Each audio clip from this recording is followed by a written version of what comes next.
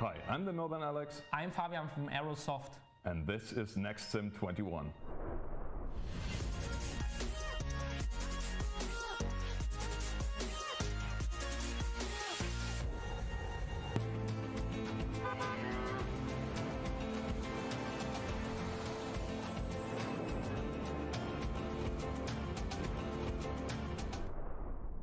And this was just a small peek of what's ahead of you here. And we've got our first guest here today, Bernie from Vienna from Tram Sim. Welcome first of all, and we're talking about Tram Sim again, but in a different way. Yeah. I would say you guys changed a lot up, and it's not Tram Sim anymore. Exactly, a lot happened last year, so it's not Tram Sim anymore, it's Tram Sim Vienna. And that has a simple reason, because we decided to work on a new city, on the beautiful city that's Munich in Germany. So Tram Sim is coming over the border. Exactly. You finally crossed the border, coming over to Germany, and yeah, what does it mean?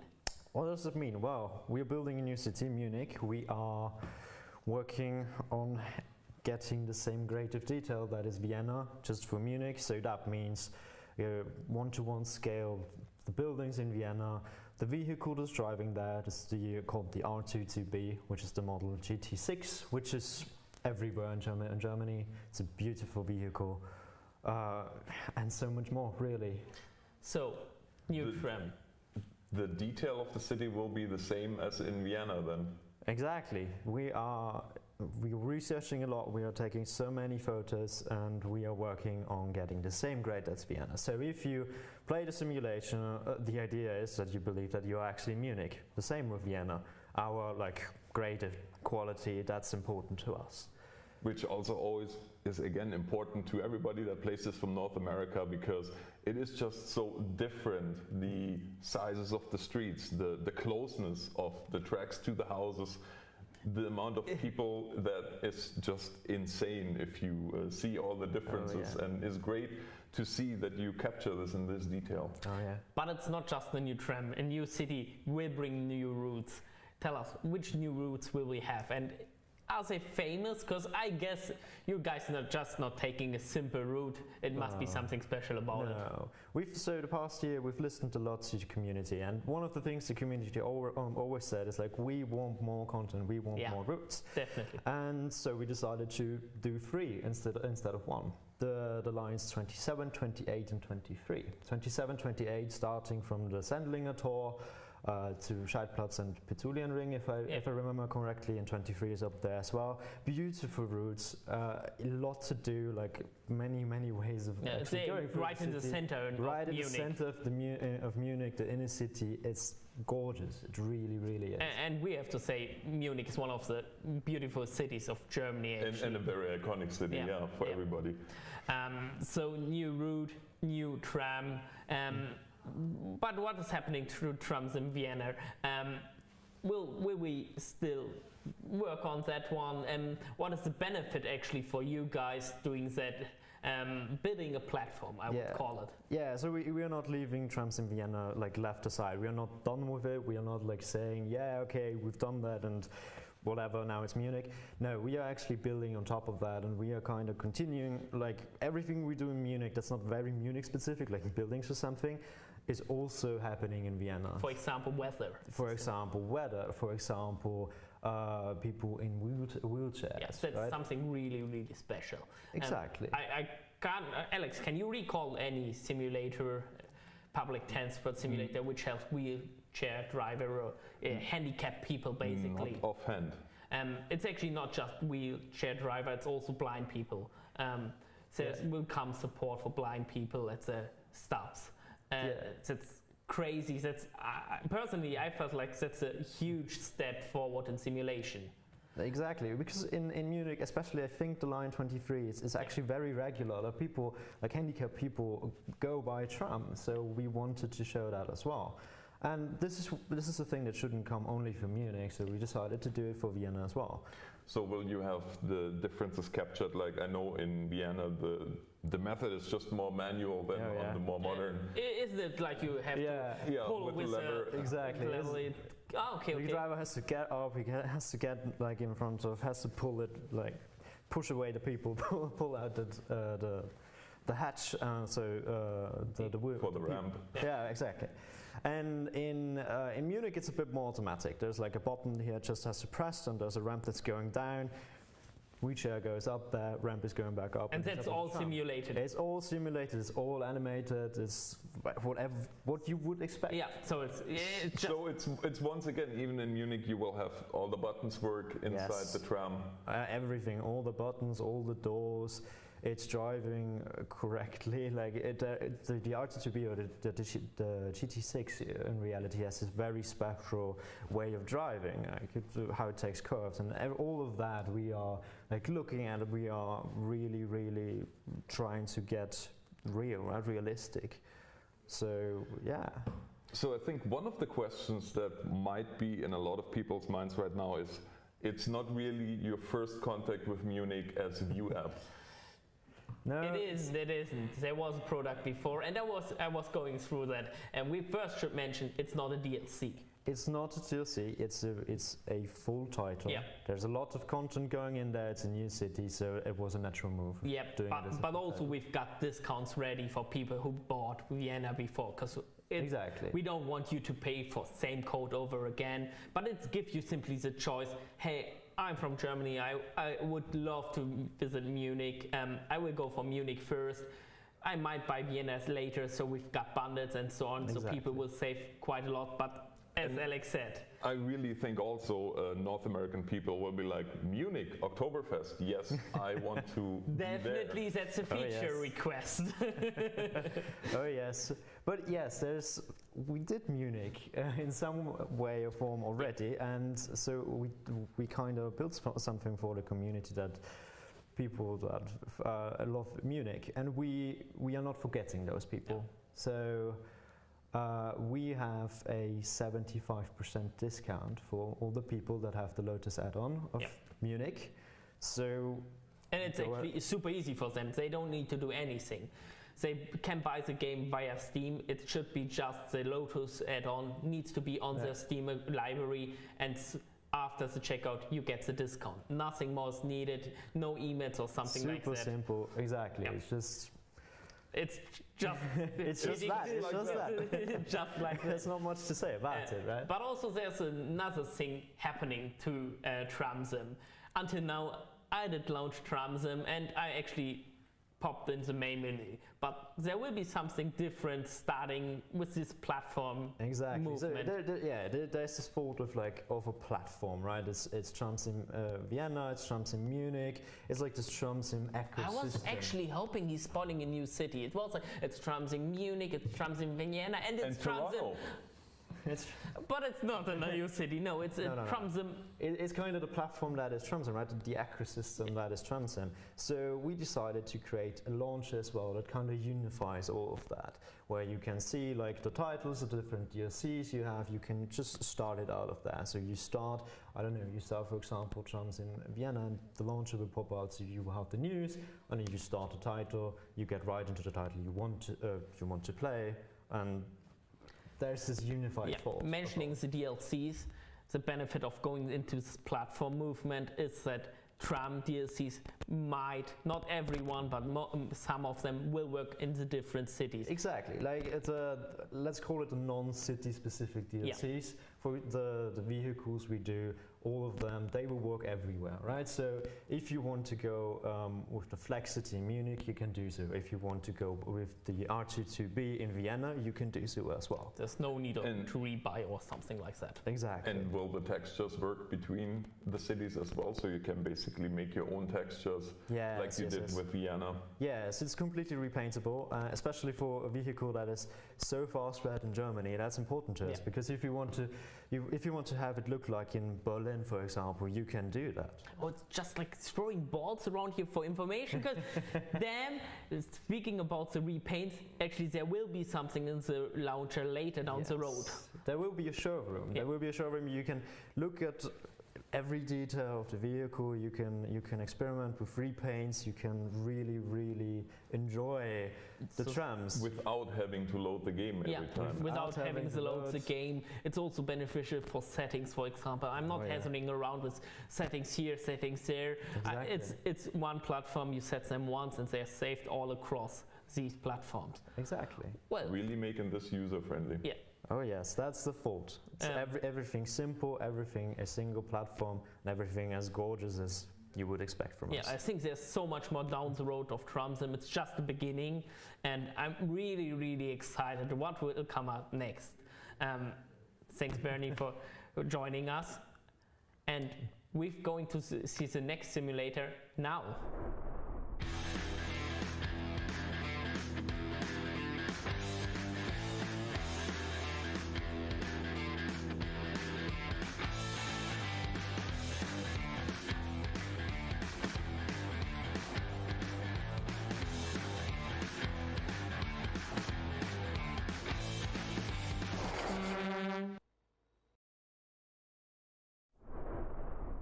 And now for some oversized and heavy news with Martin.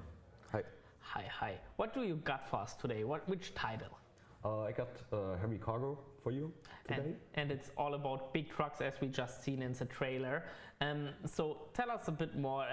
We saw many different trucks from many different brands. What will the game actually cover? We have the both makes you know from OTR. So at the moment we can say there's Scania has MAN again, but this time with, of course, the bigger chassis. So these heavy cargo or oversized load chassis are with 4 axles, maybe even 5 axles, and of course some oversized trailers, modular trailers, flatbeds. We have a different collection of adapters for the trailers. For example, there are special constructions to hold wind tower segments, or for sure you need different trailers actually to load them. Or for example, for the rotor blades, they are different adapters. They are. This is absolutely insane. We just at a point we said, okay, we concentrate on maximum mid-sized rotor blades, because they are, from time to time, they are transporting blades. They are 100 meters long, and this on our roads could be a bit critical to pack it actually into a game, because our roads are different than yours in Canada. Yeah, that would even be on a Canadian road pretty challenging to get a 300-foot blade from A to B. Possibly, yeah. So we've got the trucks, but what is it all about? Is it about driving these trucks? I'm just the employee. I have my truck. I'm going straight forward, or is there more behind the whole thing? For especially, we've been talking about the road. Let's get a bit deeper into the road planning and adjustments. There are some aspects in the game around all this typical truck driving. One of the major changes, I'd say, in the meta game compared to on the road was to say, okay, it's not possible to, or it wouldn't make any sense to start a completely new company, because there's so many different vehicles. So we said you are an employee of our technical partner, I'd say Universal Transport from Paderborn here, and quite a big moving company for oversized loads. So you start as a beginner driver with some little bit bigger vehicles, and then you gain experience. You get more experienced drivers, so you get the bigger trucks, the bigger loads. This is one aspect. Next one is, of course, pilot vehicles. So with the license of MAN, we were able to integrate the MAN TGE, which is a sprinter-sized van. Which is often used here in Germany, which is quite common as a pilot. It's common. Unfortunately, we are not able at the moment to show many of these new vehicles. We have only some pre-renders because many of them are not ready yet, and several, I'd say, spare parts like beacon lights and stuff.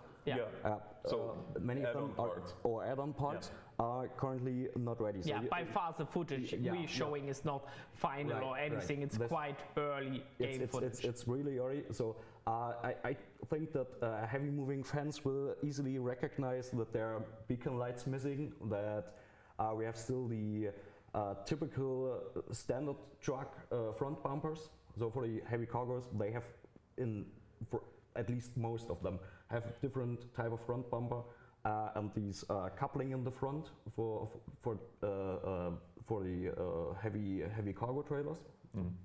This is quite a different thing, and of course we have a lot of new gameplay because there must be differences between both games, even though they are saplings.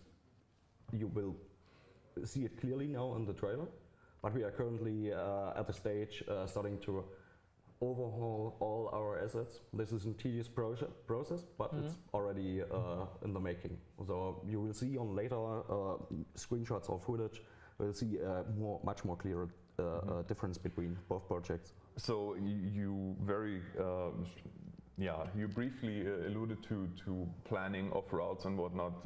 Maybe a little bit more as to what goes into planning of those routes. I mean, obviously you have to look at bridge sizes probably, but is there more to it for getting the transport from A to B?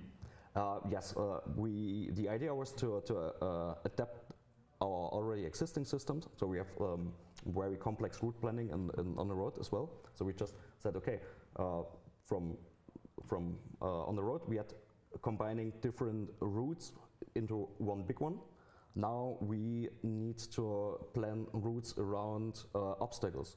So you can drive around with the TGE or with the pilot vehicle and spot bridges and say okay, or measure them and say, well, no, this won't work. The clearance is way too low. We need to find a way around. Now this is part of the route planning. So I'm not doing that while driving the other trucks. This is like something. This is something like a complete standalone mode, I would call it.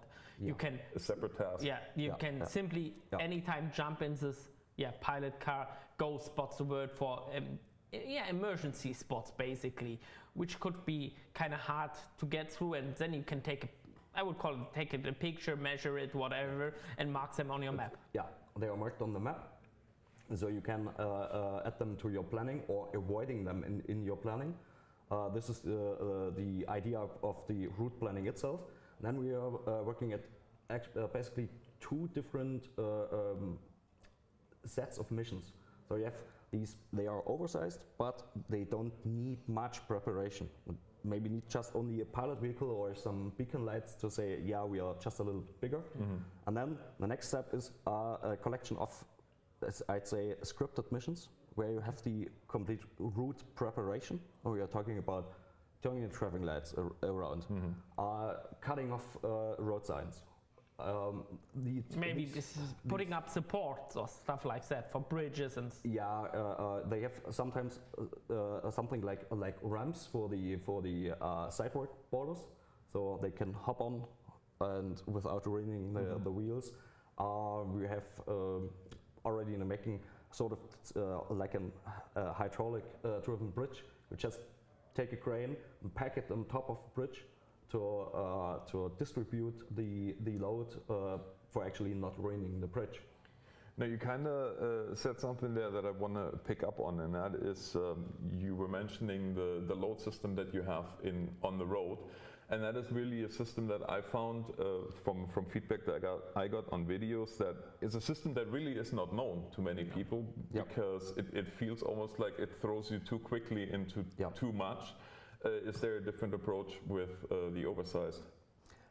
Yes, loads? Because we know that one of the biggest mistakes, I'd say, in the user experience of on the road was, oh yeah, we have these cool features, but we don't tell you how to use them. So the idea was this time that you start with have a more clear user progression.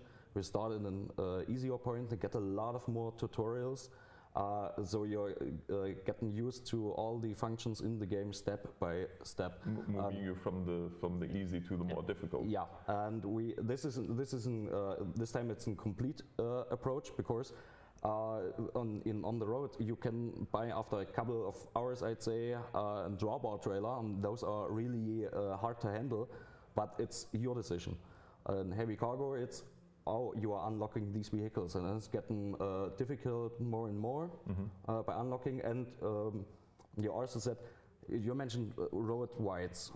We said, okay, packing heavy cargo into on the road or the map of on the road, this would be overkill.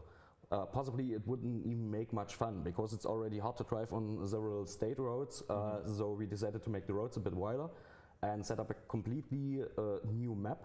It's clearly German, I'd say, from the styling, but it's not Germany.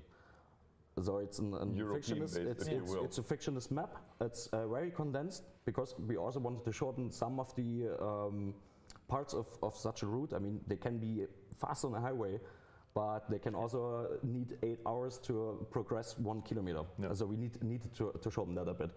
And we also said, okay, let's start at the coast because it's flat, it's even, so it's comparatively easy to drive. But then you progress to the Midlands, so you get more slope, hairpins, and progress to even, I'd say, almost alpine. So we have also this progression of different terrains, from easy terrain, flattened terrain, to up into the mountains. I would call it. Definitely it will be more challenging. Yeah. Fun stuff. That being said, one question that just came into my mind was with the oversized transports that I know you sometimes have also steerable rear axles on long trailers to negotiate turns. Will that be something that you simulate? Yeah. We are working at both systems, I'd say. There's the automatic steering axles. They are mainly controlled by the angle between the truck and the actual trailer. And we have those manual steering, but before you ask, it's a single-player game, so it's actually you can read my mind. It's actually your job as well to control these axles.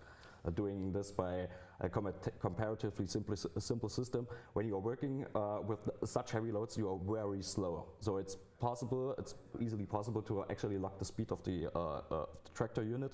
Let's say it's running at 3 kilometers per hour, and you switch back with the camera and start controlling the back of the transport to get it around. So. One last question, Martin. Tell us a bit more about the loading. Will I load my delivery, or is it all automated? There was a small hint in the second last question. Yes, we thought it might be a cool thing when you're transporting a tractor, for example, or an excavator, and we have already the system running that you can get out of the truck and, for example, fill it up. So it was, oh yeah, cool. So we should make it possible to actually switch vehicles. So now you can load it by yourself. So you're switching to the vehicle and load it by yourself on the trailer. And there are obviously loads like concrete parts not moving by themselves. So yeah, we created a very cool working testbed for cranes. So cranes are working and cranes are being part of the actual missions. So you can operate them not just turning around and moving the hook up and down. It's also setting up the supports. So there's a lot of functionality for the cranes already working.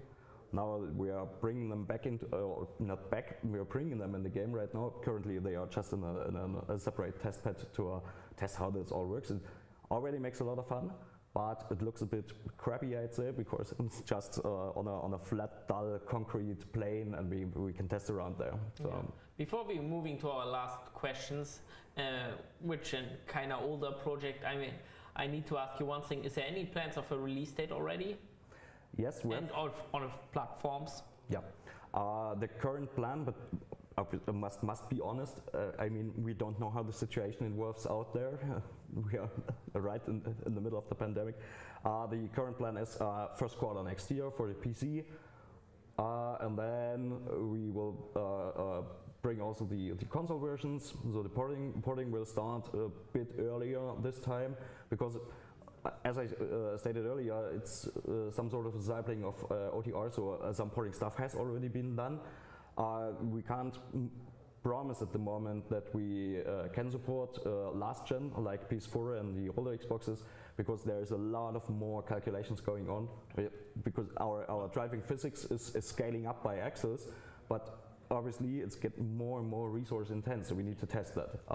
This will be a tough thing, but we will see next year. Talking about tough things, on the road. On the road. What is happening to on the road, and are you going to still support the project? Are you going to drop it? Give us. Abandon it. Yeah. Sorry, what was the last one? Oh, I said, are you going to abandon it? Because I know this is going to be a question. You have a new game. Are you going to run away from it?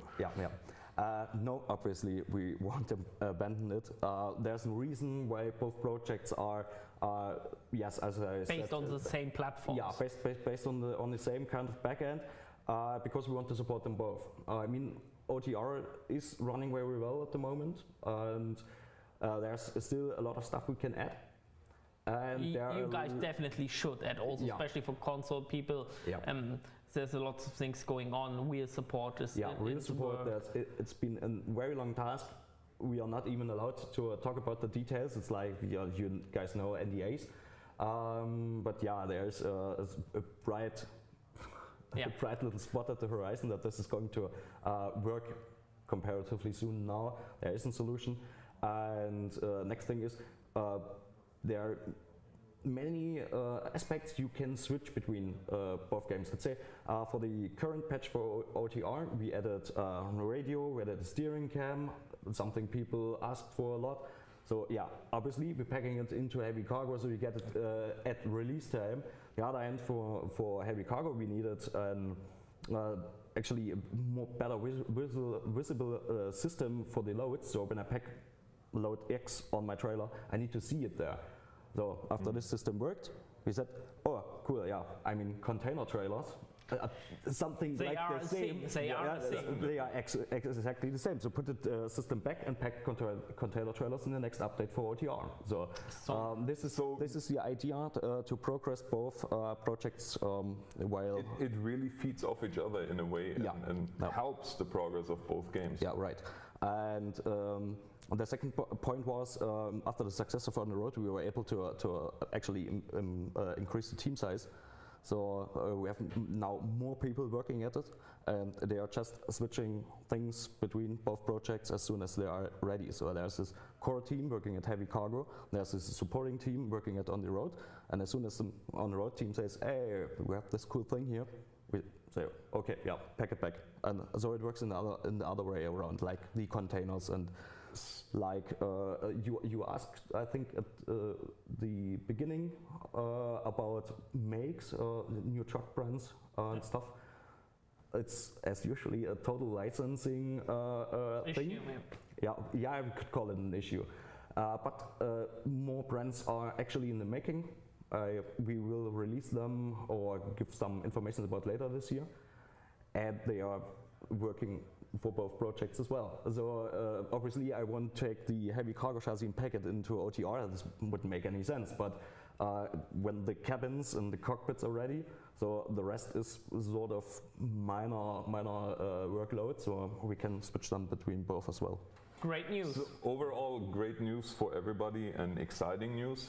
Thank you, Martin, for your time. Really appreciate it.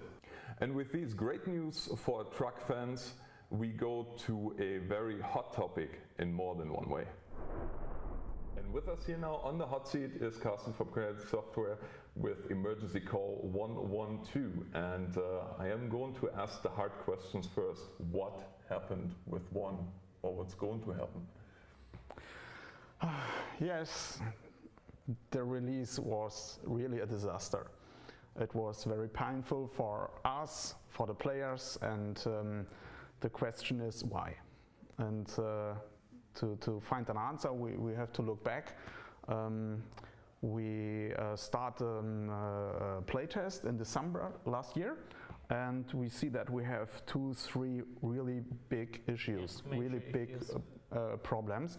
And but we are hopefully that we can fix it, and we know that we have a lot of small bugs inside the game, and the problem is that we spend too much time for the big problems, and it was too late that we switched to the small problems because we can't fix it. It was these are problems inside the engine. The first problem was the performance bug. Yeah. On really expensive graphic cards, it's really weird. They have frame drops from 16 down to 5 FPS randomly. Yeah. Which we can recreate easily. That's the one, and the other problem is with Radeon graphic card drivers and normal shaders. For example, the infravision camera inside the game doesn't work, and so on. And yeah, that's the problem. The strategy maybe is better to fix first the small problems, so that you have a very good game flow. And yeah. We can't fix the big problems, and we couldn't. Yes. After a while, we contact Unity to jump in. Yes, we need professional help and support from Unity. We pay a lot of money, and they help us really, and they find a workaround for us. And overnight, we have grew up the FPS from 60 to 120 FPS on my computer, and we are really happy that we can fix this problem. The other problem with the Radeon graphic cards we can't fix because it's a driver problem. We have waiting for Radeon that they release a new driver, and so I think we should also talk about the timelines, because in North America, retail in box stores doesn't exist. Dead. Yeah. It doesn't exist anymore, and I think it's important that we talk about the more special part about distributing games in Europe, where you still have a very strong base for box versions. Yeah, physical versions are still a big thing in Europe, all over Europe, especially in German. Going out with a German firefighting simulator, I mean, imagine to sell the most stuff in German, or German-speaking countries, and this actually did hit us kind of hard while being in a really tough situation all around the world, and it didn't help us. And there's like a point of no return, Carsten. Maybe you can explain a bit more. So 4 or 5 weeks before you release, there's a point of no return, because the box are going to the factory, and it is a big disaster when you couldn't buy the box and on Steam is no version. Yeah? And we think, oh, we can fix it, it's no problem, but we can't fix it, and that was a problem, that we can't go back. Only digital release, it's very easy to say, okay, we move the release in the future. You can delay it an hour before releasing. I mean, it's just pushing one button, but if the boxes are out in stores, at retail partners, at Amazon and so on, there's no way around shipping the game in whatever you got. Yes. Yes, that's so there was the really, key problem. Yeah, there's with the box release, I guess there is just no way around it. You have to be on time. Yes, and that's, I think, really something. Yeah, we have to emphasize why it happened. I was not amused, but shit happens. Yeah, exactly. We only can we can only looking in the future. We can apologize for sure. That's what we did more than once, and that's why we want to make sure that emergency simulator will have a strong platform and will build up with future add-ons and stuff like that. Yes. But talking about the future, it might be a good thing to jump in and drop the old things behind, looking into the bright future. What you got? But maybe one word to the what we do now is that new content and bug fixing is daily business at the moment, and I think in 3, 4, 5 weeks we can start to produce some new stuff, really new stuff, and that is what we talk about. Yeah, exactly. To add one thing on your side, there's still a lot of new missions inside of the games which are disabled right now. While doing these bug fixes, you're going to enable then like rooftop fires, as well as some more technical help, and car accident missions will come as well, besides the new stuff we now talk about. What's new? What's new? The first is that we make a volunteer firefighter DLC for free for the users, and it's a second apartment inside the game, and it's on the other side of the map. And you can choose in the main menu, you can choose which kind I want to play, the free or the professional firefighters, and you have an avatar inside the game, and you can run around, and then you So it really it captures the whole volunteer part of, well, you are a volunteer, you might be a bricklayer for all we care, and and you get your call out, you, I assume, go to the station, get dressed for success, and jump on the engine and go. Yeah, switch, go into the car, and the car, and going to the mission. And we are working hard on a design document, and I can't say exactly what kind of missions we release with the DLC. Our highest goal is that you can combine the free with the volunteer firefighters in one mission, so that they supported professionals. So it really it's a call out, it's an assistant call out, I would call it. Yeah. And you basically, the professional is firefighting, and the volunteers are making the water supply, for example.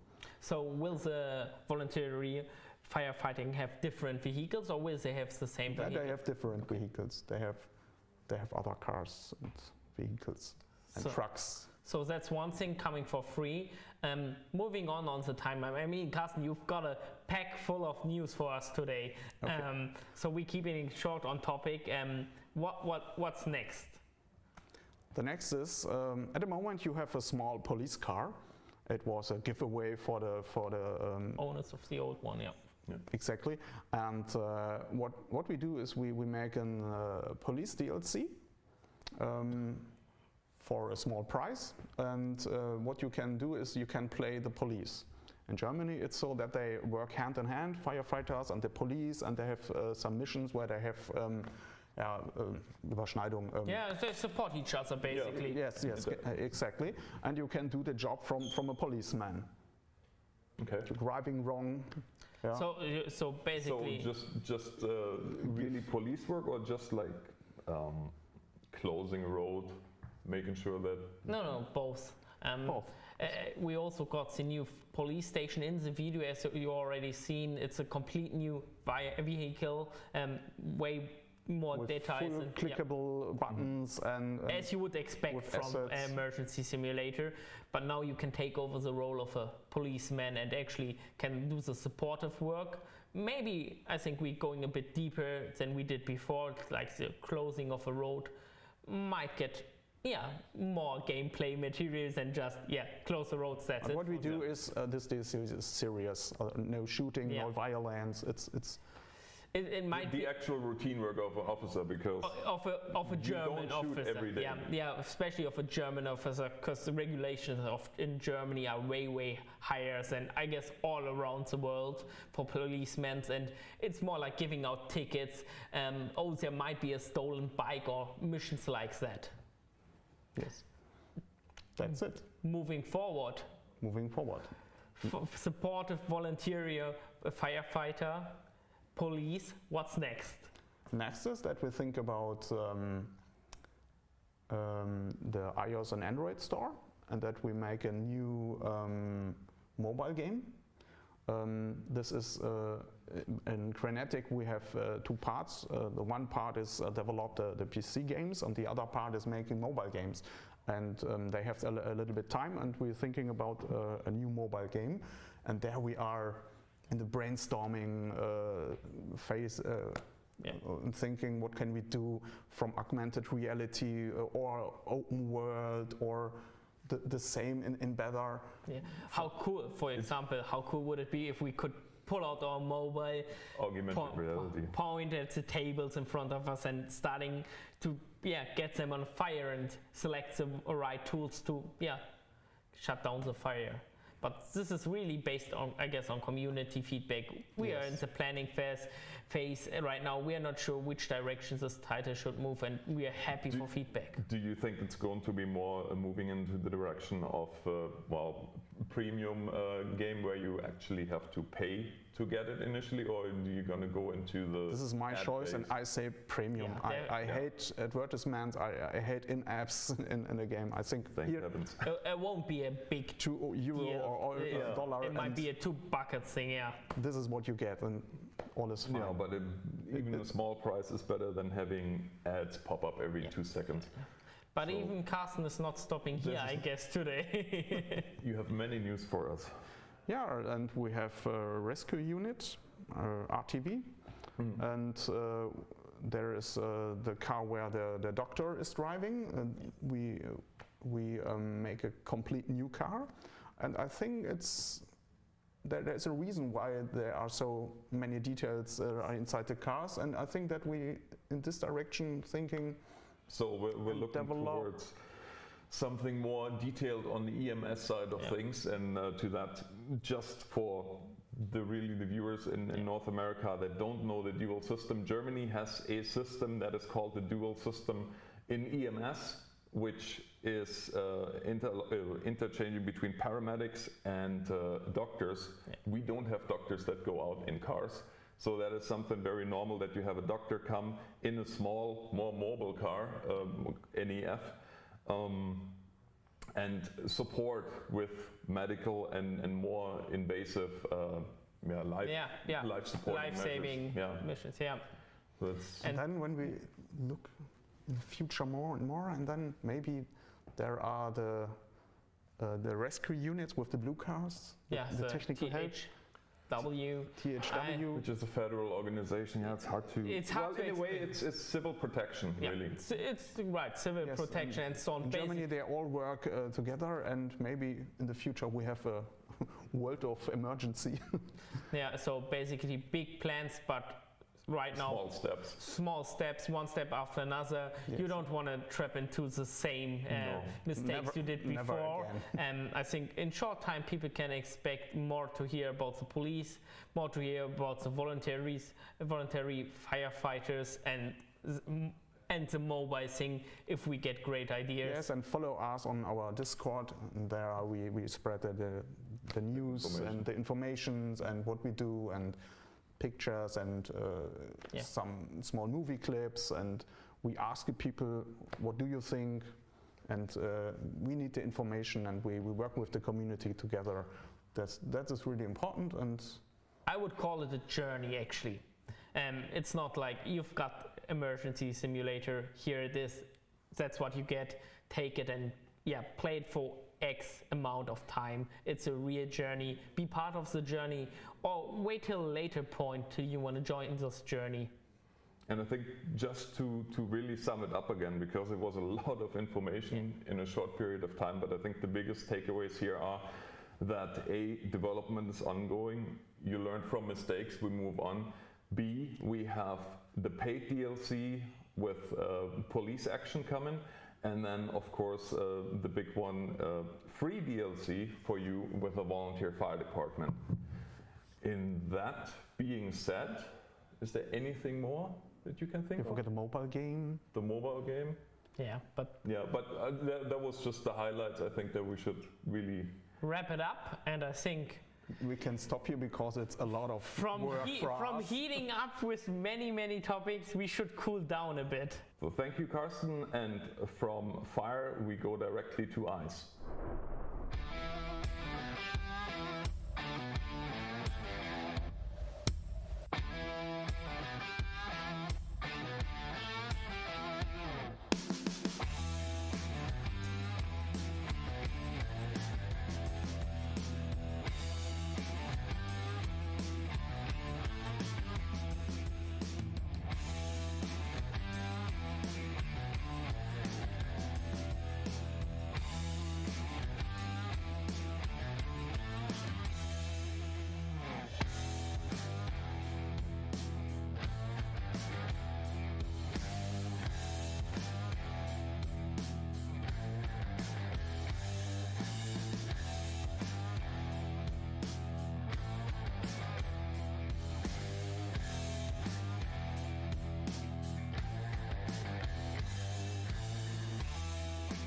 And now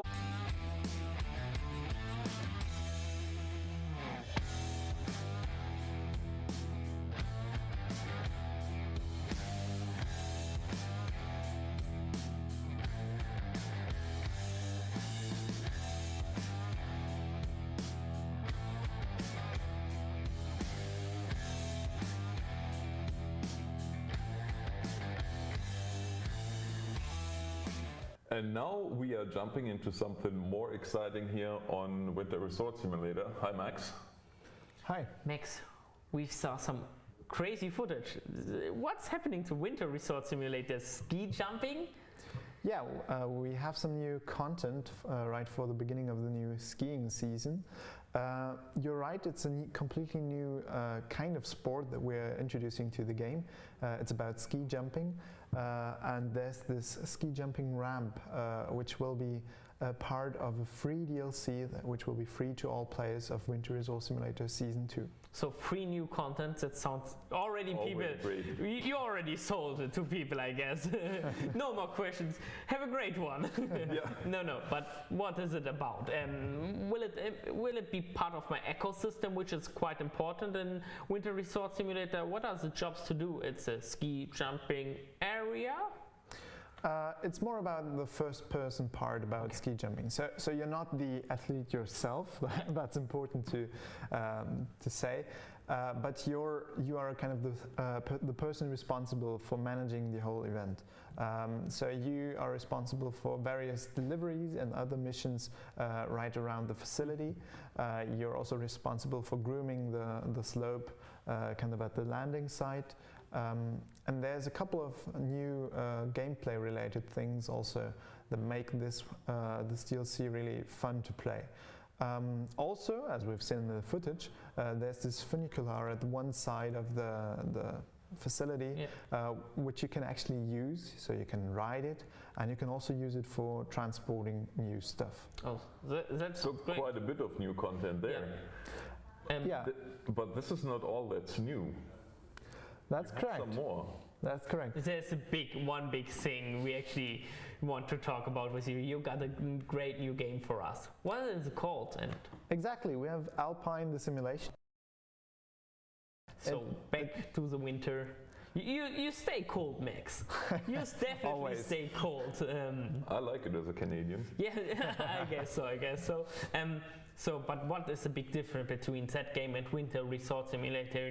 Is it just a new name, or what's different? No, it's way more than a new name, and it's also not a sequel to Winter Resort Simulator, but a completely different product with actually a completely different targeting. With Winter Resort Simulator, we've received appreciation in particular from experts from the topic of ski resorts and also, of course, ropeways. But what is kind of missing in the Winter Resort Simulator game is really the game part. It's too much of a technical simulation for many players. That's a feedback that we've been receiving over the last... I've been struggling a lot with the rope. Very hardcore. There is no other way to say it. Yeah. Exactly. I mean, there are people who like this kind of simulation, and everyone who likes it, well, Winter Resort Simulator is still around, you can still buy it, you can still enjoy it, and there's also new content, yeah, sure. But for everyone who's kind of thinking, okay, no, Winter Resort Simulator was not the game for me, I'm not into the technical stuff. Not into hardcore technical ropeway stuff, I would say. Exactly. For everyone who's kind of thinking that way, we have Alpine, which is an actual game. It's not a simulator, so the focus is more like on the game part, where you are. It's again, obviously, in a ski resort. It's again about managing your slopes, but as I said, from a completely different perspective. So a more casual approach. Definitely.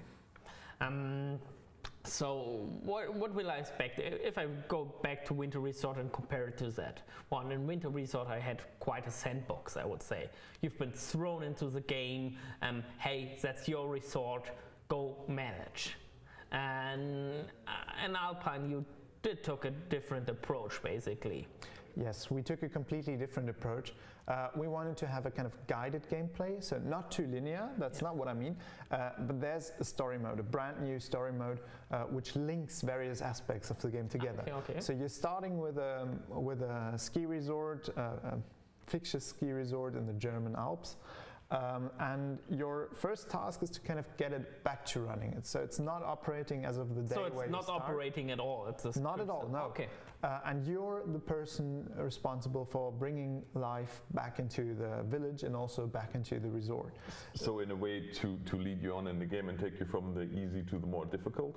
Yes. In the progression system. Yes, exactly. So the first tasks are kind of more easy. We start with a good introduction to the game. We kind of tell the story of the village. We show you what to do. We have various functional buildings or facilities on the map, which we all introduce to you. For example, you can fetch new vehicles from the garage building. There's also the church clock, where you can change the daytime, and these kind of things are the ones which are the central elements in the first minutes of gameplay, so that you actually get an understanding of all the aspects that make out the game. And once we've finished that part, then we continue with more and more different tasks. So for example, in the beginning, you have some transport missions, and then you also go on, for example, there are snow piles on some roads in the village, which means cars can pass, and it's your job to find them and to shovel them away. And there are many more tasks of this kind. For example, you do make promotion for the game by placing posters around the village, and then kind of the story progresses. The first highlight is definitely when you get your first lift back to operation, and the first guests of the season actually enjoy the slopes. And I think that brings us to a good point, because I think the first person view or the ski mode is a lot more of a part in this game as well, the fun part. Yes, absolutely. We have a brand new skiing mode from the third person, so that's the new thing. We had first person before, but it just wasn't as fun as the new skiing mode, where you can just at any time during the game switch from walking to skiing and ride down the slope. And I have to say it was really fun during development to test this feature. I think it's the best tested feature of all of the game. Oh, even more than throwing snowballs? Probably even more than that, yeah. That's an interesting call. I wouldn't call that one. But besides the progression system with tasks, you also have progression in your map, actually. It's like, I remember once I started the game, there was like a block bridge, or it was under construction, right? And what is the bridge about, and how is the progression in the map system working? Yes, you've actually mentioned a few important things. So when you start with your resort, you're not managing all of the resort right from the beginning on. You start with the village, so with the central part of your resort, where the core facilities are, but then starting from there on, you progressively and continuously unlock the rest of the map. For example, there's this bridge, as you mentioned. It's not under construction, it's even damaged. Oh, it's even damaged. Okay.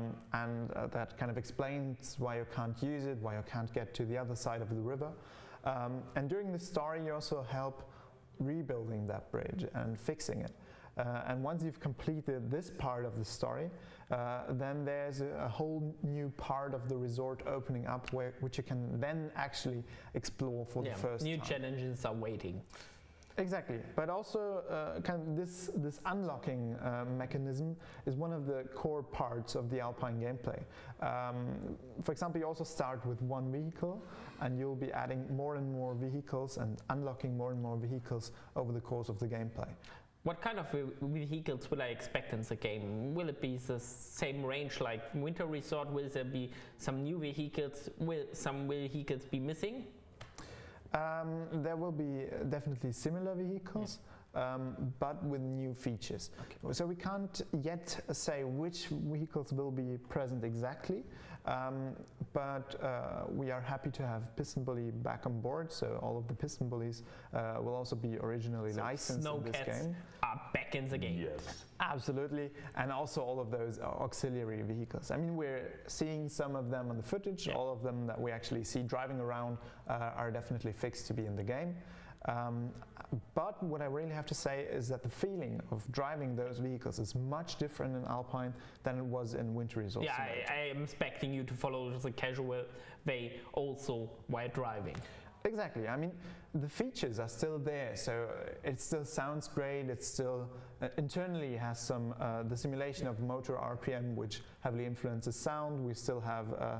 We actually have a kind of advanced sound system there, which still is working under the hood, but you don't really get to see all of those RPMs or miles per hour, just because we want you to actually focus on the important thing. And the important thing is, hey, you're driving there with your vehicle and you're hopefully enjoying it. Speaking of important thing, now comes the question that I love to ask and developers hate to answer. What are the release plans? What is your planned date of release?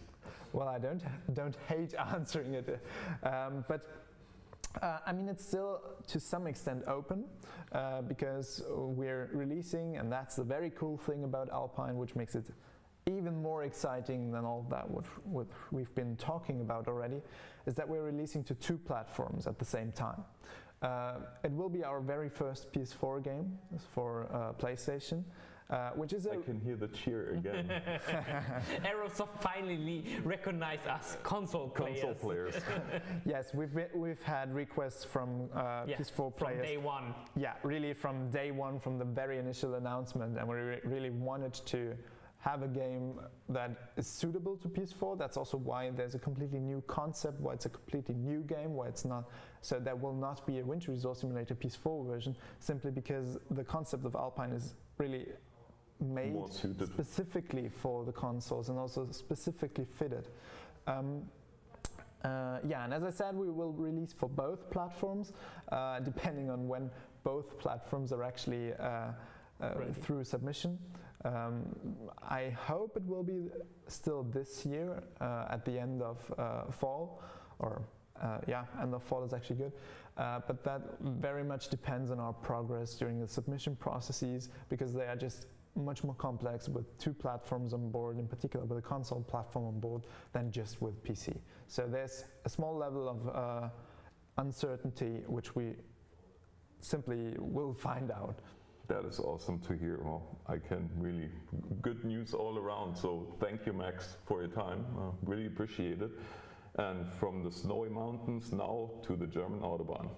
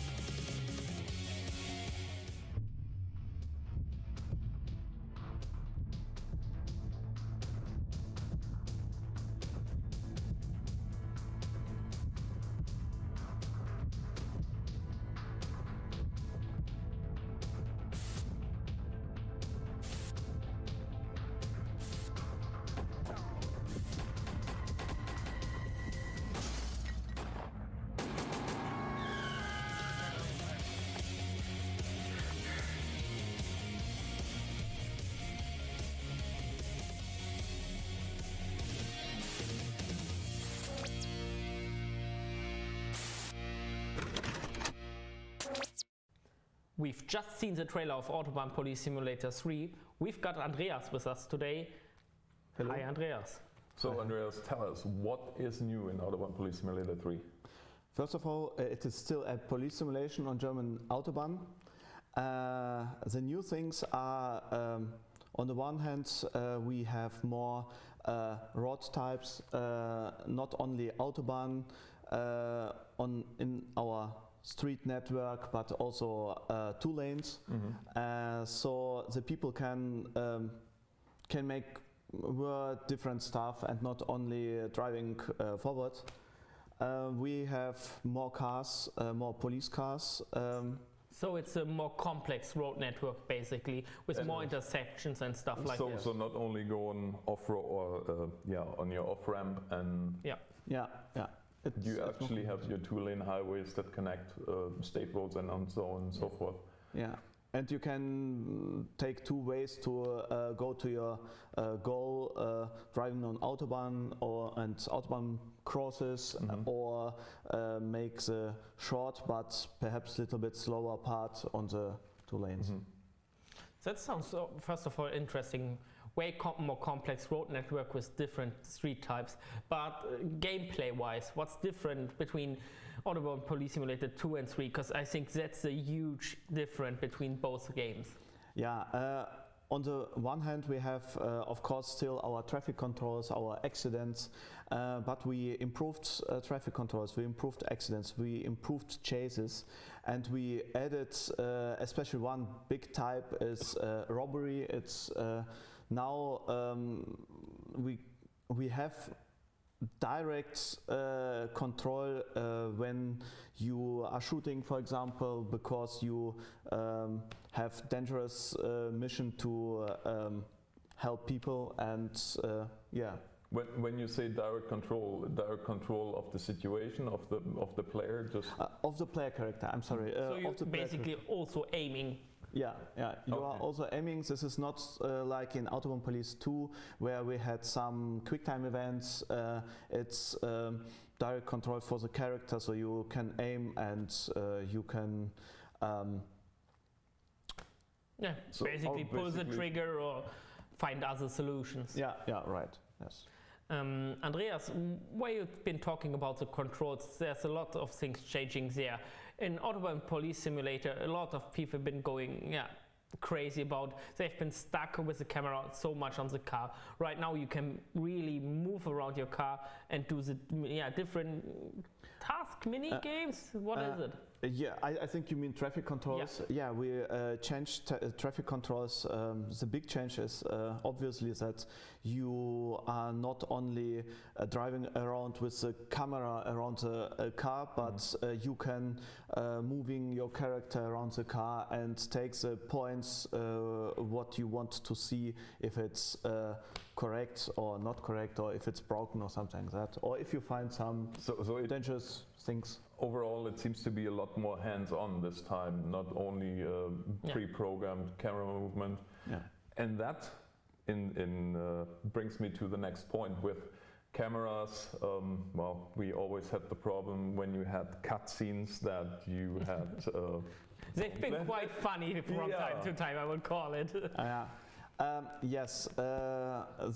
This was a problem, or this is a problem in Autobahn Police 2, which is very deep in the programming code, and we made a mistake and made a false decision in development of Autobahn Police 2, and it was not really possible to fix it completely, so we worked around and had a lot of glitches.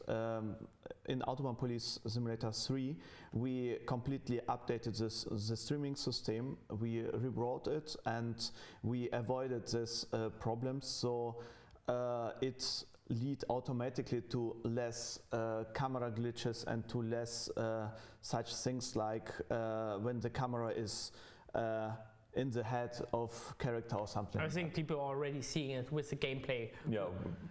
Right now it looks way more clear. Camera movements are not that glitchy.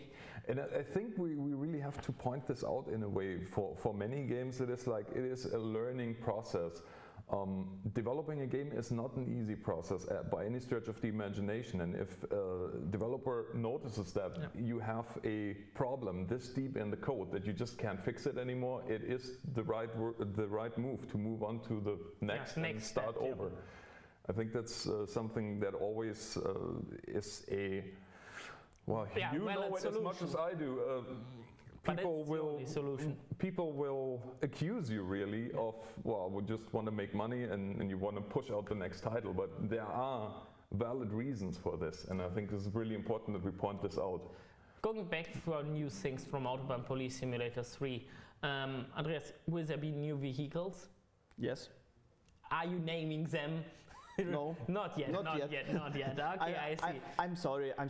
We have some time till the release, so I think we will show and release more informations, and so we will show also the new car in the future. At last he said car and not cars.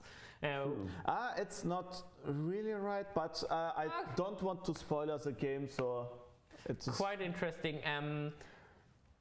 That being said, do you have a release date or a timeline? We have a timeline, first quarter of 22. First quarter of 22.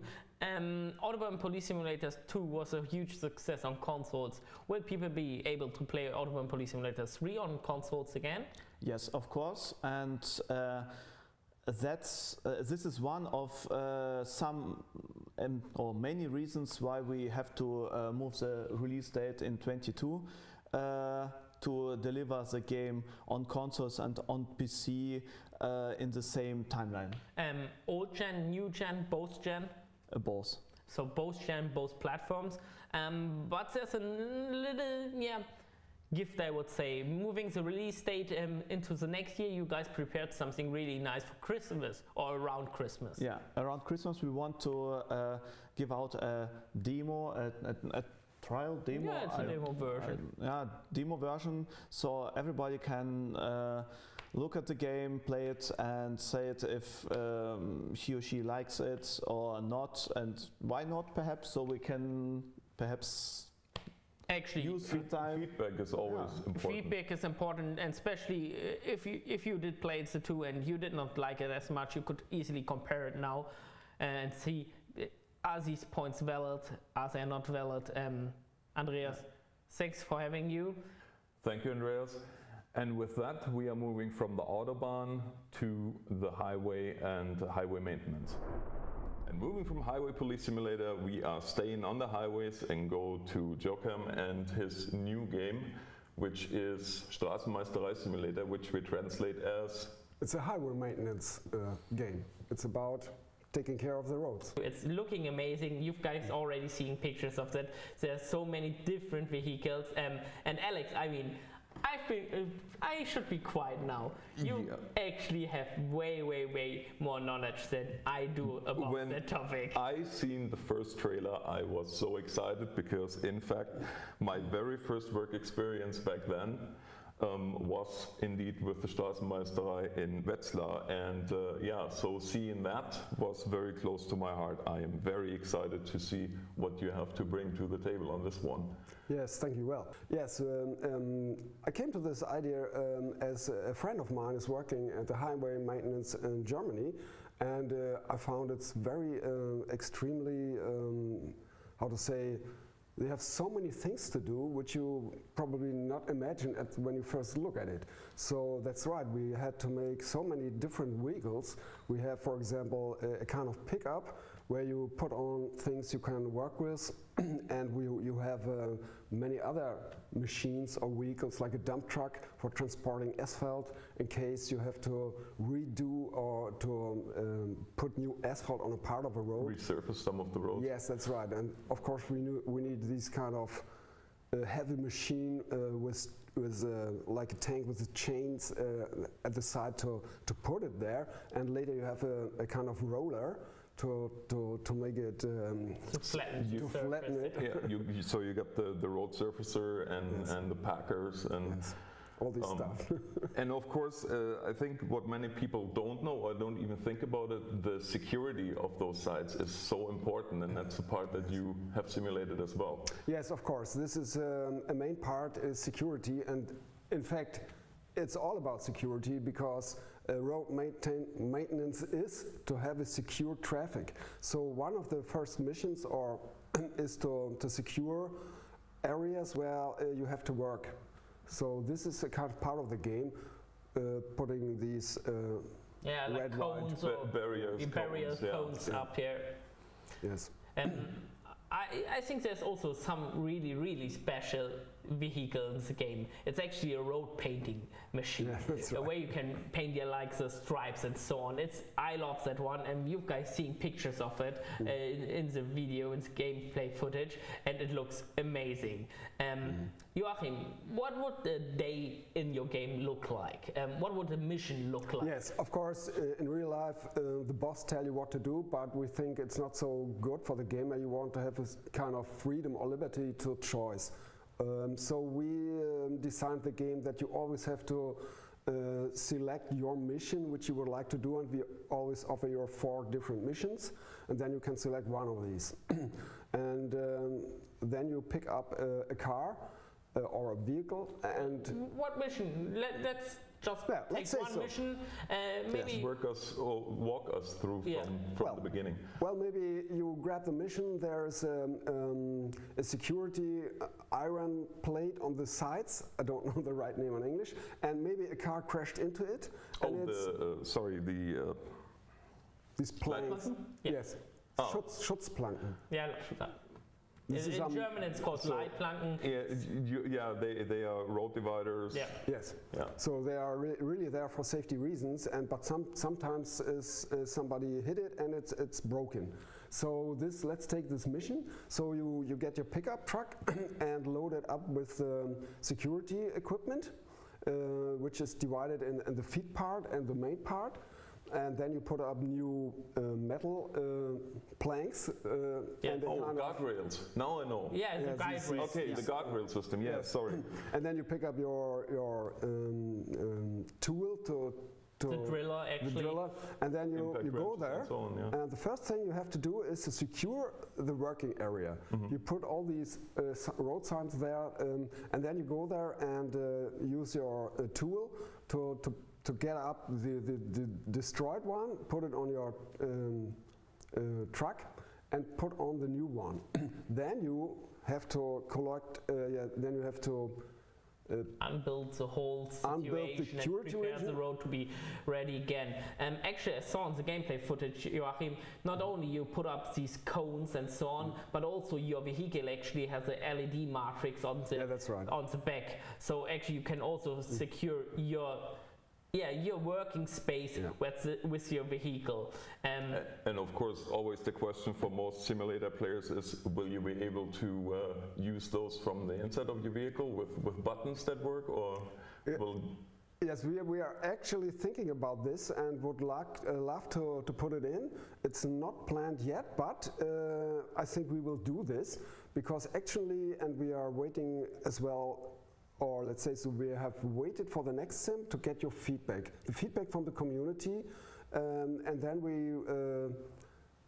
we select or we analyze all the feedback, and we see what makes sense to do, and then we will do this, and maybe take a bit 2, 3, or 4 months more to implement it, to have a kind of good game, a perfect game, and because the inside the vehicles are completely modeled, so this would be possible. So guys, you just heard Joachim. He said he loved to get your feedback about the game. You guys seen some gameplay footage about it. Let us know in the comments what you guys think should be in there. Like Alex said, pushing buttons and so on to control the LED matrix, but there are also some other special tools that are used in simulator, especially in front of the vehicles. There's like a washing machine for signs, and also for road dividers and so on, and a lot more. Will they be in the game? Yes, of course. You have a kind of utility truck, and one of them had a kind of saw. Sometimes some trees have many are going onto the road, and the cars could hit the tree, let's say, so, or the was heißt jetzt Ast. Which is very unique to Europe, because we have in the US you don't wide. It's very European, let's say so. But this is a mission as well. On the other side, we have this car as well with the washing machine, so we can go there and clean, for example, these iron planks which become dirty all over the time. And these are very various missions. As well, we have a mission which is a combination of machine and handwork, like you have a kind of hammer, but was is myself.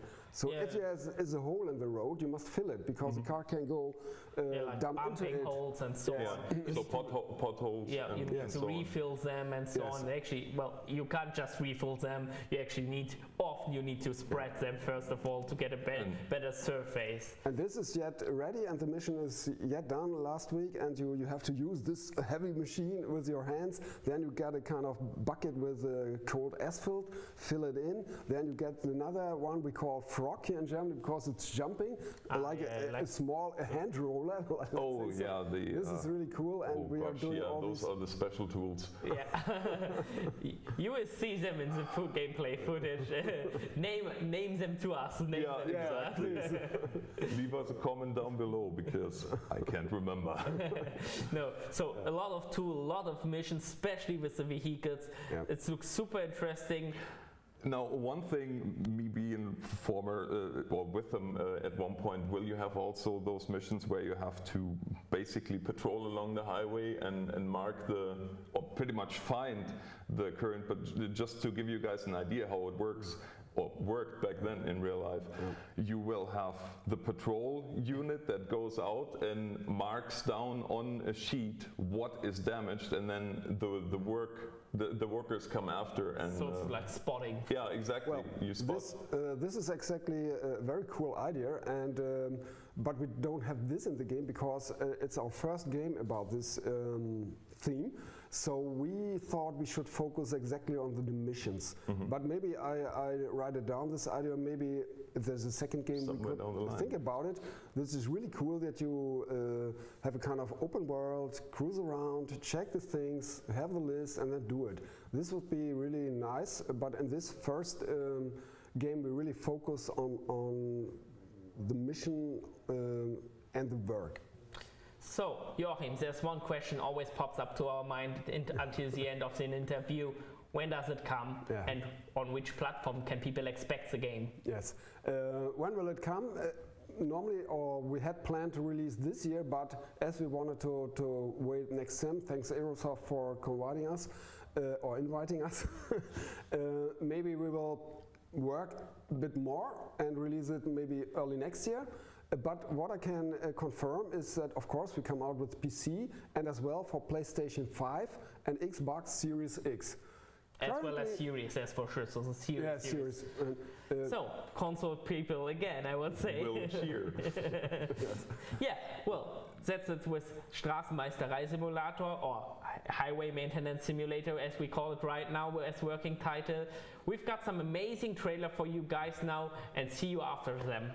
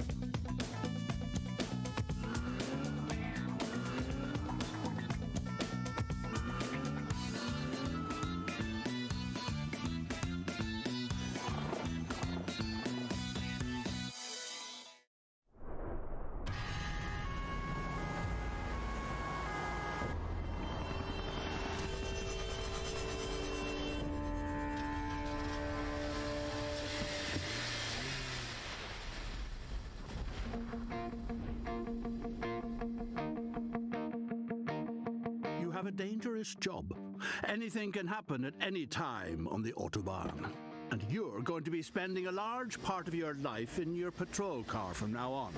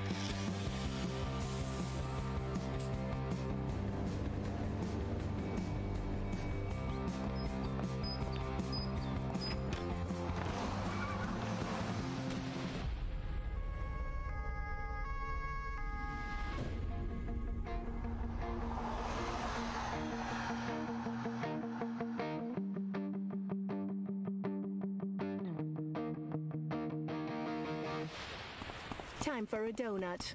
I'd like one, please. Without the police, we'd have gone out of business long ago. Yummy. Home, home, just wanna go. Just wanna go. Home, home, back home. I've been gone for way too. Home, home, just wanna go. Just wanna go. Home, home, I'm on my way back home.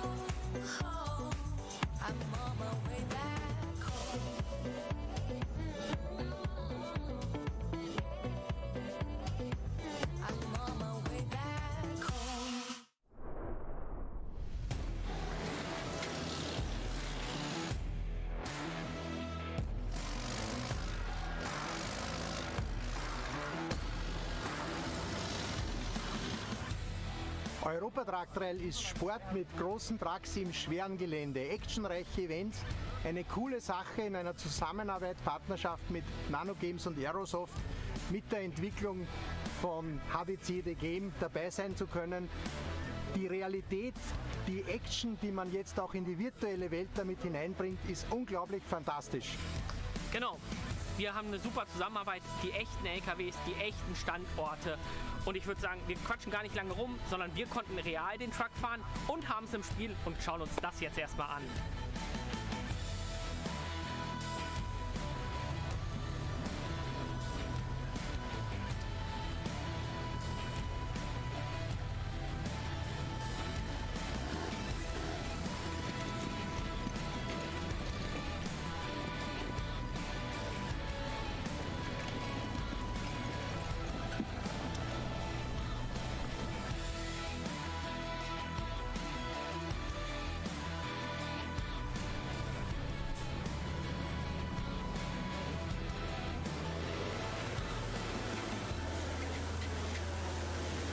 Was hat dir am Spiel vielleicht besonders gut gefallen? Ja, erstmal, dass mein Fahrzeug mit dabei ist natürlich dann, gefällt mir natürlich und man hätte es sich ja auch kaum vorstellen können. Also ich habe ja die Entwicklung auch verfolgt von dem Ganzen und wie real das Ganze dann auch geworden ist. Also wenn ich jetzt das Auto sehe, man erkennt ja manchmal kaum, ist es jetzt praktisch ein Film oder ist es tatsächlich im Spiel. Das ist das, also wie sie es jetzt getroffen haben und alles realistisch gemacht haben. Natürlich dann auch, dass sie auf die einzelnen Austragungsorte eingehen, wie es auch wir machen, so getreu wie möglich, sodass wir uns da wiedersehen. Das gefällt mir natürlich dann. Und natürlich, dass auch die Technik, also auch mit den Sperrenschalten, das ganze Thema auch wirklich aufgegriffen worden ist und nicht einfach nur jetzt vorwärts, rückwärts und dann war es das, sondern dass auch das Trail an für sich rüberkommen soll. Also das Reglement, die Taktik, dass man da reingeführt wird. Ja.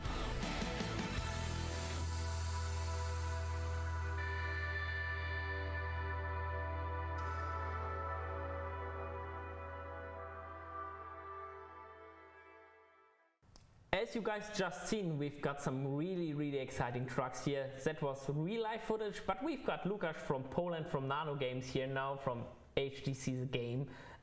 Many people of you might already know the game from playtests and so on, but Lukasz, you've got some great news for us.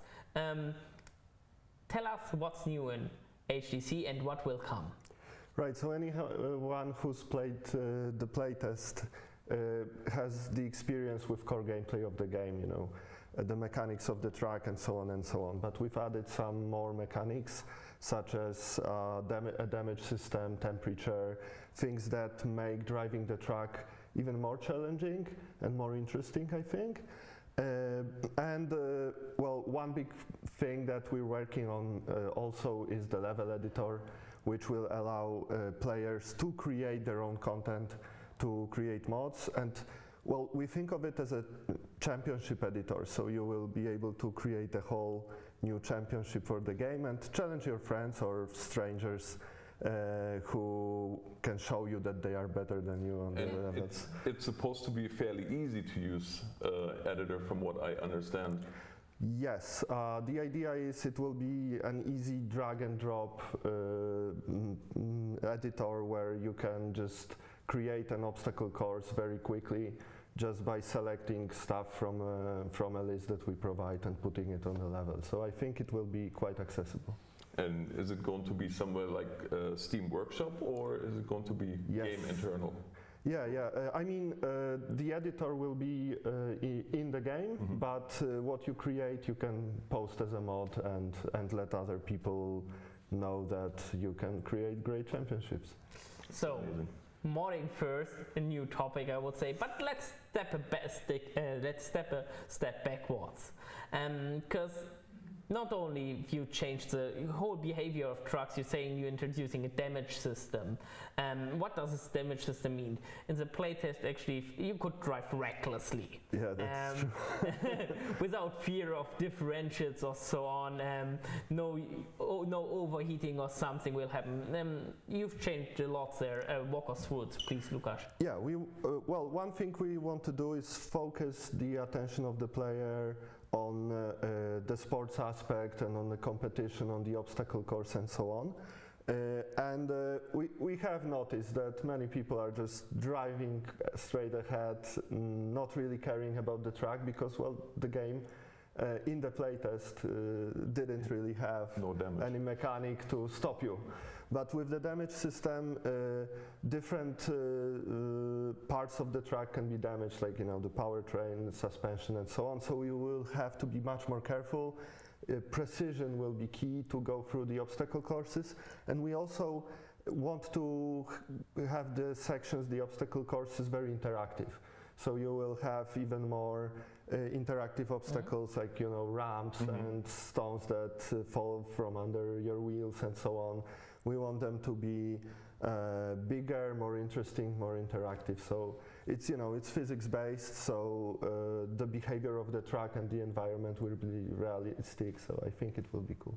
And I think it's always very interesting because the whole HTC is very inherently European, as in North America we have no such thing just because we don't have the trucks that have, well, we have our normal semis, but you do not have cab overs. Yeah. And so even, like we said, that even if you look like this, truck, you still have about 6 feet of hood ahead of you. So it's very interesting for us from North America to see this sport that is, well, fairly known in Europe, that is completely unknown at the moment in the States. And I think that's where the game is also very interesting for us, because we get exposed to something that we have no exposure to otherwise. Yeah. Well, I hope North American players will also have a lot of fun with, well, perhaps sort of exotic tracks that we introduce in the game, which are exciting but common in Europe. Yeah. And perhaps something new in North America. So in the playtest version you showed us 3 different trucks in different sizes. Actually the sport is divided by axes, right? You have like 2 axles, 3 axles, 4 axles, and there are more categories to come, but I think we should focus on them for now, because there's an experimental, but it's going too crazy for now. we've got some great news about trucks. Lukas, you've got 12 new trucks for us. Yes. Will there be more trucks? Are these all trucks? How will the lineup look like? Well, we already have 12 trucks ready. You know, I think players will have a nice selection of different types of trucks, different brands and so on. But, well, we base the trucks on actual trucks driven in Europe truck trials. And they've been around for 30 years. The selection is vast and we want to add even more. So the 12 trucks is a great beginning, but I think we'll be able to get more trucks into the game until release. So, you know, anyone who loves the trucks will have something to find for themselves. And if you spotted the truck picture right, you might seen a lot of licenses in there, going from Mercedes over MAN and so on and so on. Everything is covered and fans will be happy, I guess. Well, I hope so. We have MAN trucks, we have Mercedes-Benz, Unimog, the famous brands. We have some Eastern trucks like ZIL or Ural. I would love to add a Polish track there too. So I think everyone will find something for themselves. Those are really exciting news. So the whole sport is based on a championship. The game is based on the sport. How does it look in-game? Will I complete in this championship? Will I be a newcomer? What is it actually about? How will my gameplay look like? So when you start the game, you are a newcomer. You start with one truck and you begin your career by entering your first championship, which, you know, will be the one that will let you really understand the mechanics of the truck, learn how to drive and so on. By completing a championship, you get points, and with those points you can buy new trucks and you can upgrade the trucks that you already have. So if you love one truck very much, you can just work on it until it's perfect and powerful. Oh, I need my cubes hanging down there and stuff like that. I see that, Lukas, I see that. So you know, you have completed your first championship and you can buy a new truck, for example, try it out. You go to another championship, you compete there, and you will of course also get trophies and medals for achievements, like of course being first, second and third, but you will also get a trophy for completing a whole championship without making any errors, mistakes, you know, and so on. Will there be a trophy for most parts damaged? Oh, well, that's a great idea.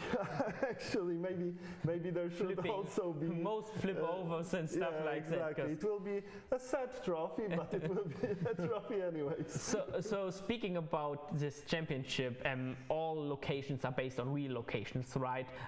For example, we have Lindbergh, where we've been just with the real trucks. German YouTuber and me been driving with these trucks, but there are more other spots to come, right? Off-road parks, stuff like that. They are all based on the real locations of the real sport. Yes, that's where the inspiration came from, and Limburg was the first place I visited when I found out about the sport. We went to see the trucks compete in Limburg, so it's there, but there are other locations where the sport takes place in Germany, France. You know, they drive in Belgium, Slovenia, Italy, all around Europe. So we begin there, but I don't think we'll stop there.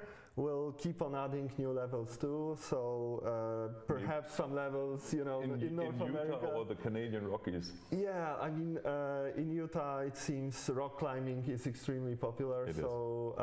I think players in the States could have a lot of fun and feel that maybe they are driving in a known environment. So definitely that's a direction we want to go. And thank you very much, Lukas, for being here with us and giving us all these great news.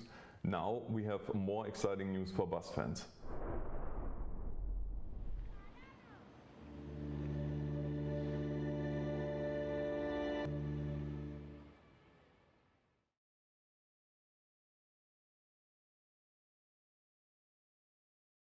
As we just seen in the trailer, we've got Jill here from TML.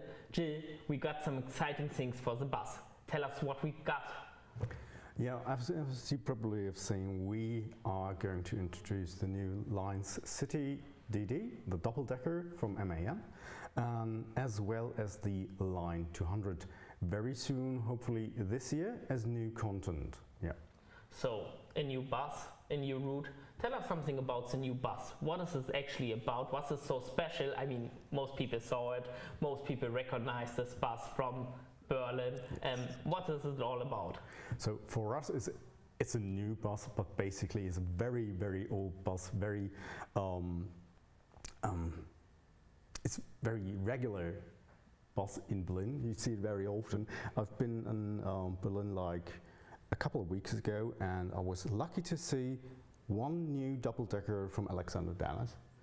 But mostly, like half of the buses I've seen was still the Lines City DD double-deckers from MAN, and I was so lucky to even drive with one to another location. It's a really iconic bus for Berlin, I think, just like the double-deckers in London. Yes, absolutely. They're super iconic, and they're still in regular use, and that's why we're going to implement them very soon. And one of our technical artists, Timo, is very, very close close connection to some of the professional bus drivers in our community to get the functions of the vehicle correct. For example, there's one lever in the bus which is called the 20 o'clock lever, because they push it at 20 o'clock. So the door clearance for the passengers is being disabled, as well as the automatic kneeling. Oh, for night driving. Oh, okay, especially for night driving, so they can. All the passengers have to embark and disembark from the front door, and the bus doesn't kneel anymore, so they can take off faster because there's so few traffic going on at that time. So that's a very unique thing about this particular bus, and especially for Berlin, for the BVG. I would assume you have a lot of sound recordings too then, because this is a very iconic engine in this. Yeah, we recorded the sounds back in 2017 at the depot in die Gandhi-Straße. From one of those vehicles, everything you want to have, the engine in the inside and from the exterior, and all the doors, the retarding, the gearbox and whatnot, everything. And we also took a lot of photos, so there was some particular example. One of the bus drivers, which is helping us to get this vehicle correct, told us that vehicle doesn't have a wheelchair ramp at the front door, and we showed him the pictures, and he was like, "Oh, I never saw that. I never realized that there was an actual ramp," and that was really funny. That's interesting. Yeah. So besides that, we've got a new route. I think even as iconic as the bus and the double D, the route. It's what most people maybe already guessed what route it might be, especially someone who've been to Berlin. Walk us through that route. What are the point of interest we're now visiting in Berlin? And they might complete like, it's a good tourist trip in Berlin. Yeah, there are already some bus stops available since update 1.3 and especially 1.4 for the new Line 200, because it shares some of the bus stops along Line TXL. We also already added all the bus stops of Line 200 from Unter den Linden across Alexanderplatz, back outwards to Michelangelo-Straße near the bus depot of Indira Gandhi-Straße. So those are already available if you can use the in-game editor tools for creating lines. But now what we're adding is the Line 200 for all users. And it's a complete line from Herzallee over Potsdamer Platz towards Unter den Linden and then outwards to Michelangelo-Straße. With a lot of sites like Sony Center, Berliner Philharmonie,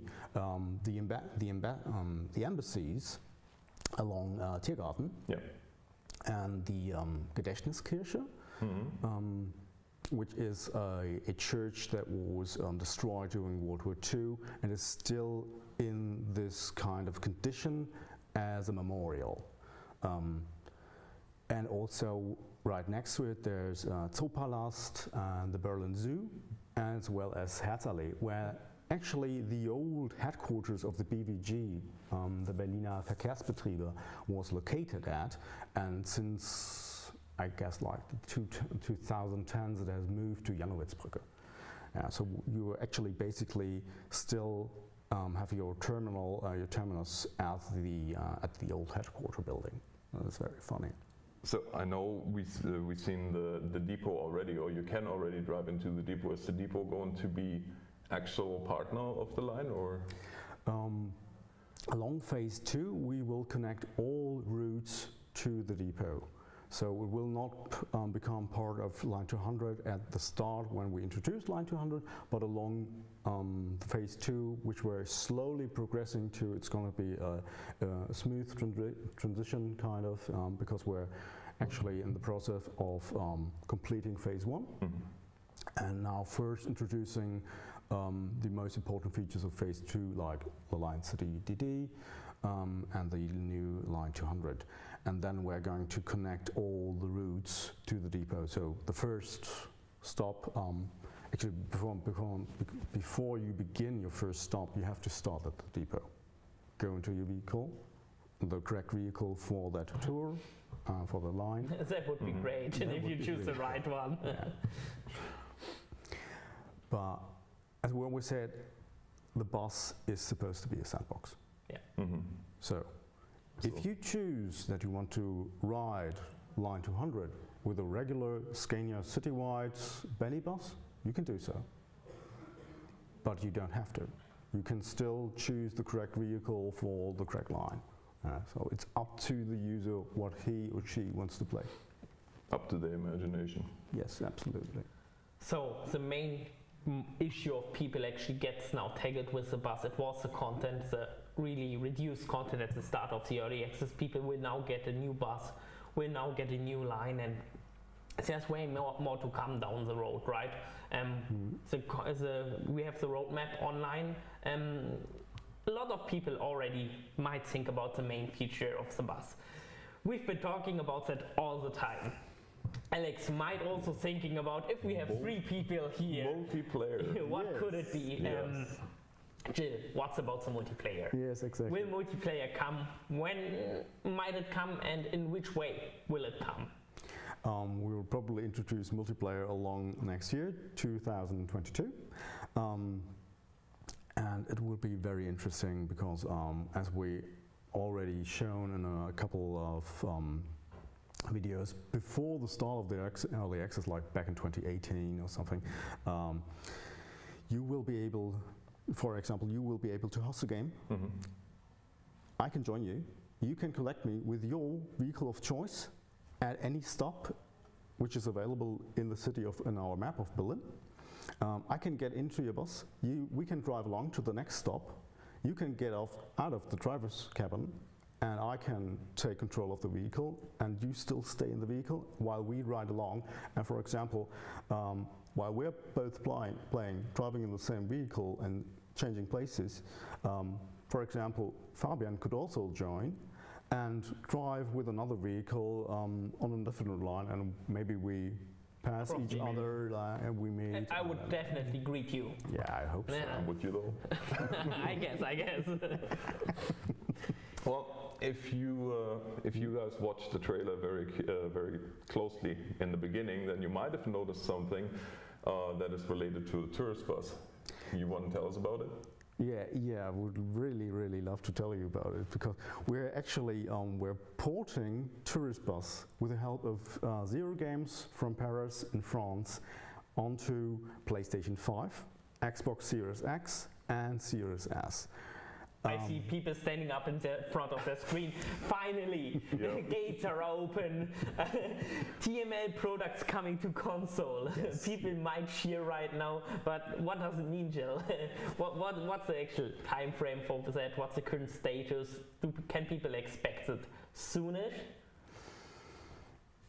That's hard to say, because we gave the entire code to Zero Games for evaluation if they're able to port it, because they're specializing in ports.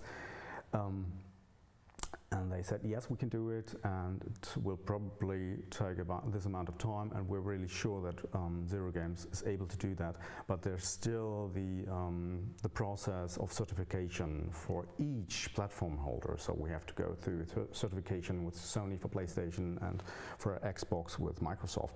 And that's a time frame which can extend like up to 6 or 9 months.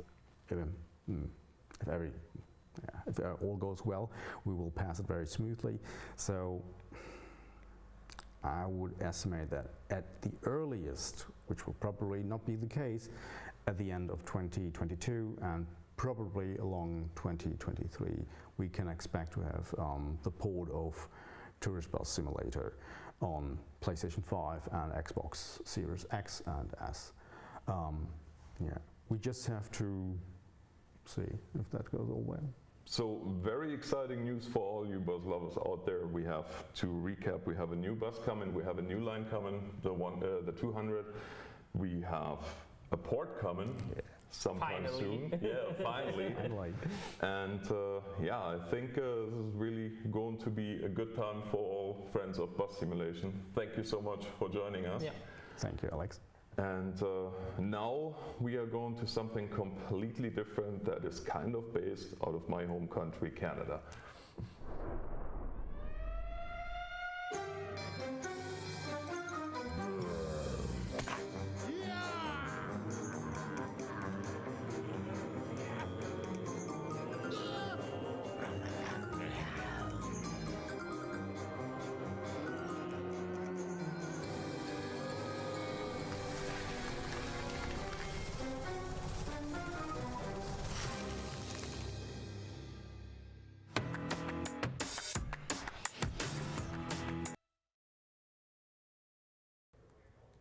And now we have Torsten from Terabytes here. Welcome, Torsten. Hi, with Alex. Zombie Cure Lab, which, well, tell us what it is. What is Zombie Cure Lab? It's not the classical simulation games or game that you talk about a lot. I think it's still a strategy game, and it has simulation parts in it, but I would say it's a construction and management game. Others would say maybe it's a build-up strategy game. Yeah, I assume so. We saw already some footage. It looks quite fun. So, Zombie Cure Lab. What is it about? I cure zombies? Do I hunt them and cure them, or what is the story behind the game? Yeah, actually it's really hidden inside the title. You're right, you're curing. We say it's a curing instead of killing, and this is maybe the freshest take on the zombie genre that we have seen so far. And the story is quite simple. We're using a lot of typical potions that make a zombie game. So we have the zombie apocalypse. The world as we know is no more, but the change here is that we put scientists, these little scientists in the game are kind of our heroes. They want to look for a cure, and this is also what players on the long part of the game are looking forward to. So they have to plan ahead and actually develop a cure. And that means finally in the game you have to defend yourself from the zombies, but as you're curing them, you cannot shoot them to death. And so that is, I think that is really the most different approach that I've heard to zombie games ever, that you don't shoot them at all, but you try to cure them. Now, is this based on Europe, or kind of alluded to it earlier? Alex is aiming for something really special. I know why you asked this question, because we thought when we came up with this idea, and there was even a reason for that, we decided, no, this whole thing plays in Canada, in the Canadian wilderness.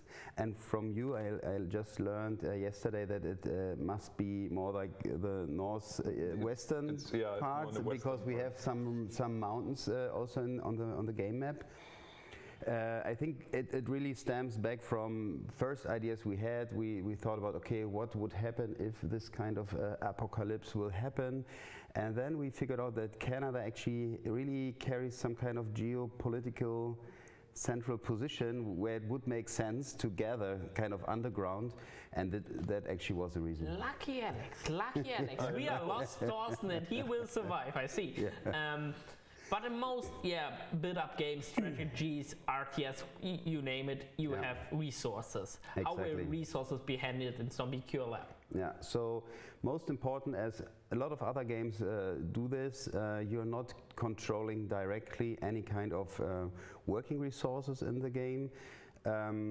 It's happening automatically, so we have pathfinding, AI, and a hidden job system that takes care on that. You have job prioritization mechanics, so that you as a player can say, okay, who is doing what in the most indirect level as possible, and one very important key to success in this type of game is, of course, that you gather resources, that you build different other machines and stuff that actually can produce different other resources. So like we know this from a lot of games, so you gather and you can refine them into even more complex products, and everything is kind of connected with each other. But of course you need some kind of worker, and I think this is something that is very unique to your game. Where do I get those workers from? Exactly, because scientists are, on the one hand they are brave, and we do this as a funny take.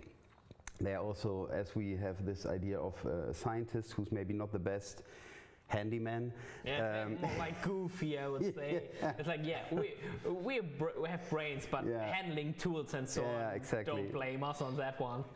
And this is actually really a very important thing of the game. It's also the design mantra, as we call it. It's the Humby. Humby stands for humanized zombie, because whenever that's a great one. Whenever you get a zombie, you can transform them with the secret formula that scientists discovered, and the result is not a human, instant human. It's a hybrid life form that is still having zombie parts in it, but also becomes a little bit more human. And this is also about the progression of the game. So players will get these Humbies, and these Humbies are your main workforce, so you really have to care for them. They will chop wood, they will mine the iron ores and all that stuff.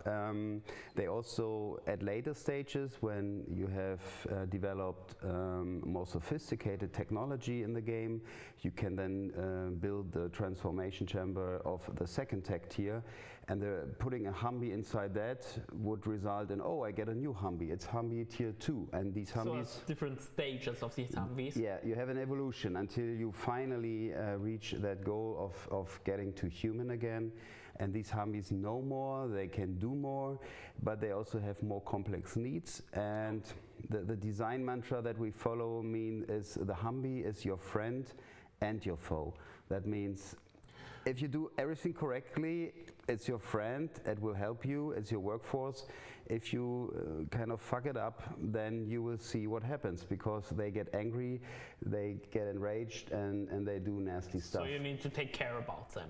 Exactly. Different needs like sleeping and so on, I guess. Sleeping, eating in the beginning, but later on they want to learn. I mean, consider you are brain dead zombie kind of. Let's call it game developer. Yeah, game developer, exactly. So yeah. And going from there to normal means, okay, you even have to rebuild your muscles, you have to rebuild your brain, you have to learn, going kind of back to school. All that stuff will be happening in the game. But your zombies, as you get them, are you going out and gather them, or is the resource in a way coming to you? The resource is coming for me in a double sense, because if I don't protect myself, they really will come for scientists and Humbies, bite them, and immediately transform them back into zombies, so which is also a loss. If you lose all your scientists, you kind of lose the game.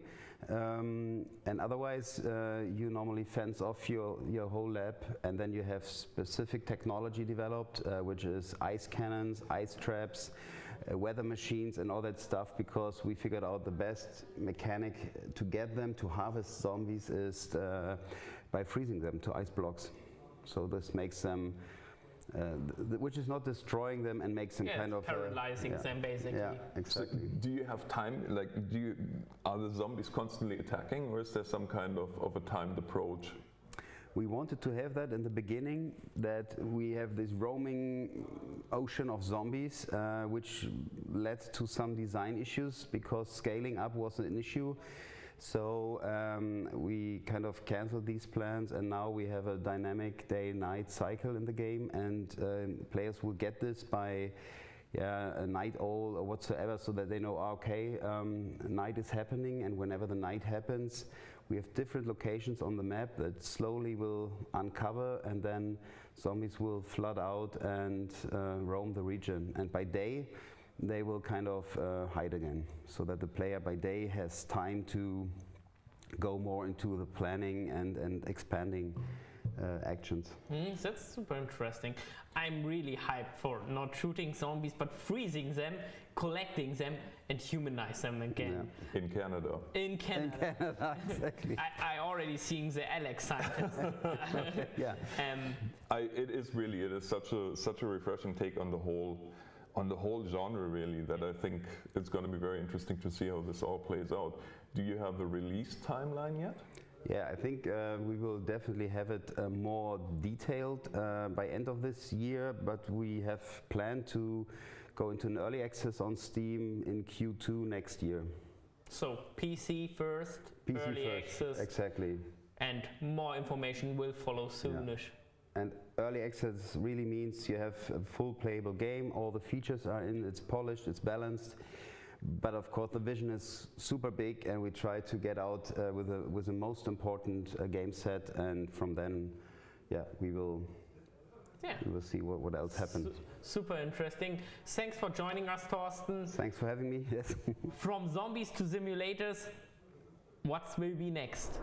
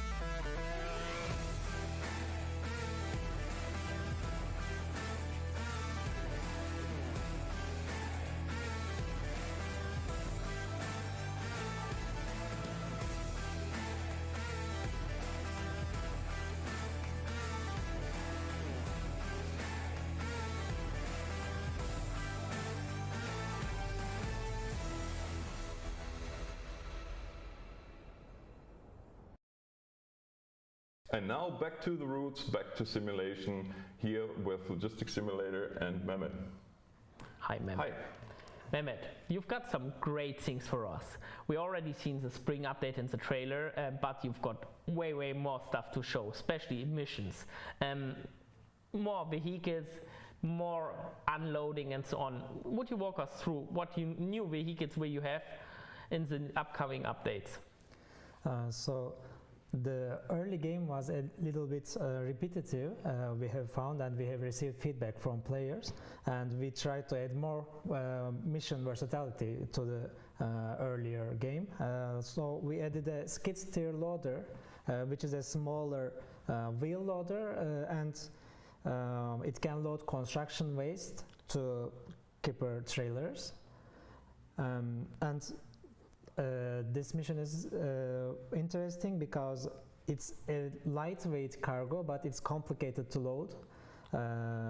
And when you deliver the cargo, player needs to also unload the trailer by lifting the end dump. Yeah. Oh, great. That's also in that mission. So you first load it and then unload it later. So I mean, that's the key point of truck and logistics. I mean, basically. Most simulators going for the driving, for the real delivering, but you always have the how to load the cargo and how to unload the cargo. That's a great mission, but there's more to come, I guess. Yes, there's also a vehicle transport mission, which is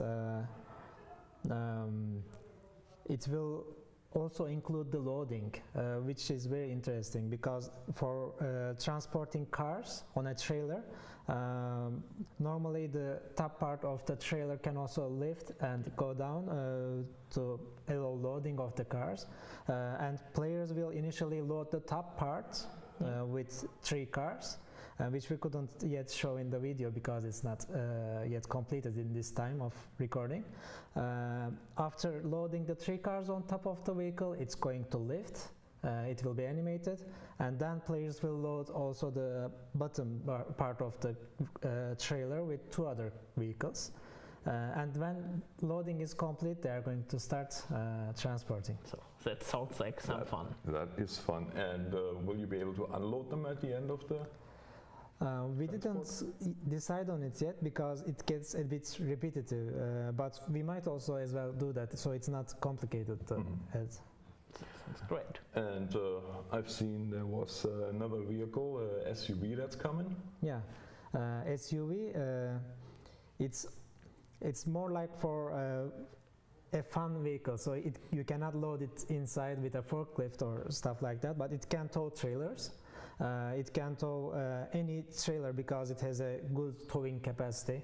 And for this video, we are showing the SUV with a new trailer, which is the Caravan. The unique part of the Caravan is its destination is also a new type of destination. We are increasing mission start points and end points with new options. So, for example, for this Caravan, our destination is a camping place, and so we are basically getting it from a shop or something like the Caravan shop, and we are delivering it to a camping place. This is our mission. And just to stop you there for our North American friends, it's a travel trailer that we are talking about, a normal recreational vehicle. Yeah. So just because I know in the UK you have Caravan, in North America we do use travel trailers. Yeah. So ready for some campfire action in truck and logistic, I would say. That sounds amazing. It's a lot of content. When can people actually expect that kind of content? And truck and logistic currently is out for the PC on Switch in early access, but also for the Switch. Can both groups of players enjoy this new content? Yes. We are planning to release on PC in mid-October. And for Nintendo Switch, we are planning to release on November. Oh, okay, so it's not too far. So ready for the bit colder days. You can get out your travel trailer and go out with some people and having a night campfire. And I've seen there's 2 different sizes for this travel trailer too, right? There's a longer one and a shorter version, so it's going to be nice for the big family. That's right.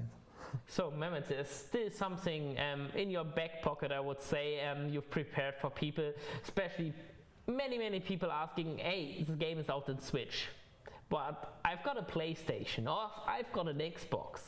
What is about the other console people?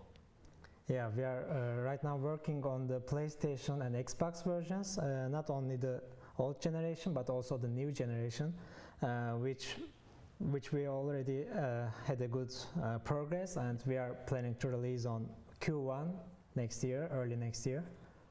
That's some exciting news. Console I can just hear the cheer. Yeah, console people all around the world just cheering right now, because I think that's something really unique for console people.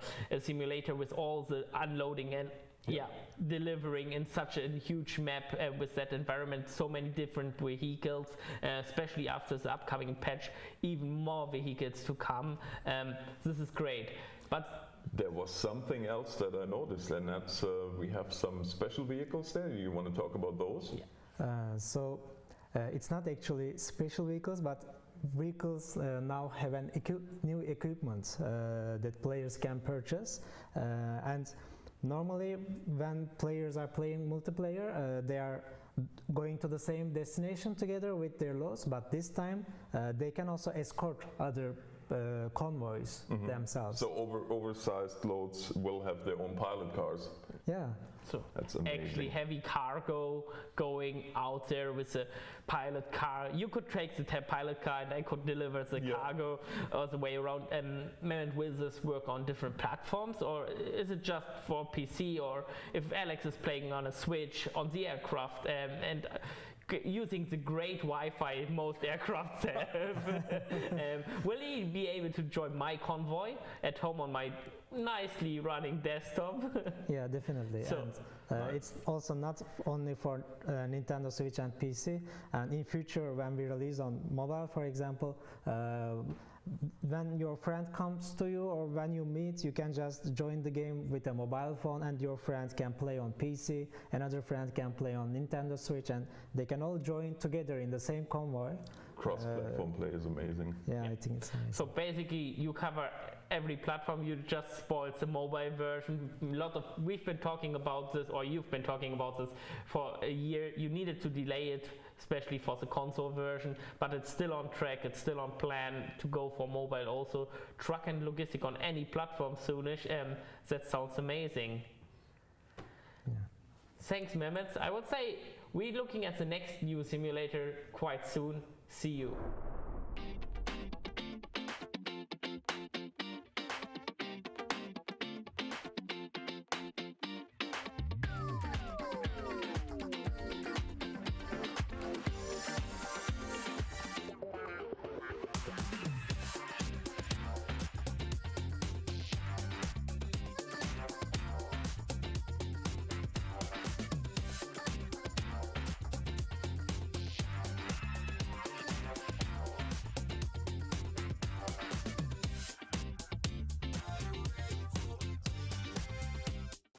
From big deliveries to home improvements, we've got Andre with Fix It, the renovation simulator.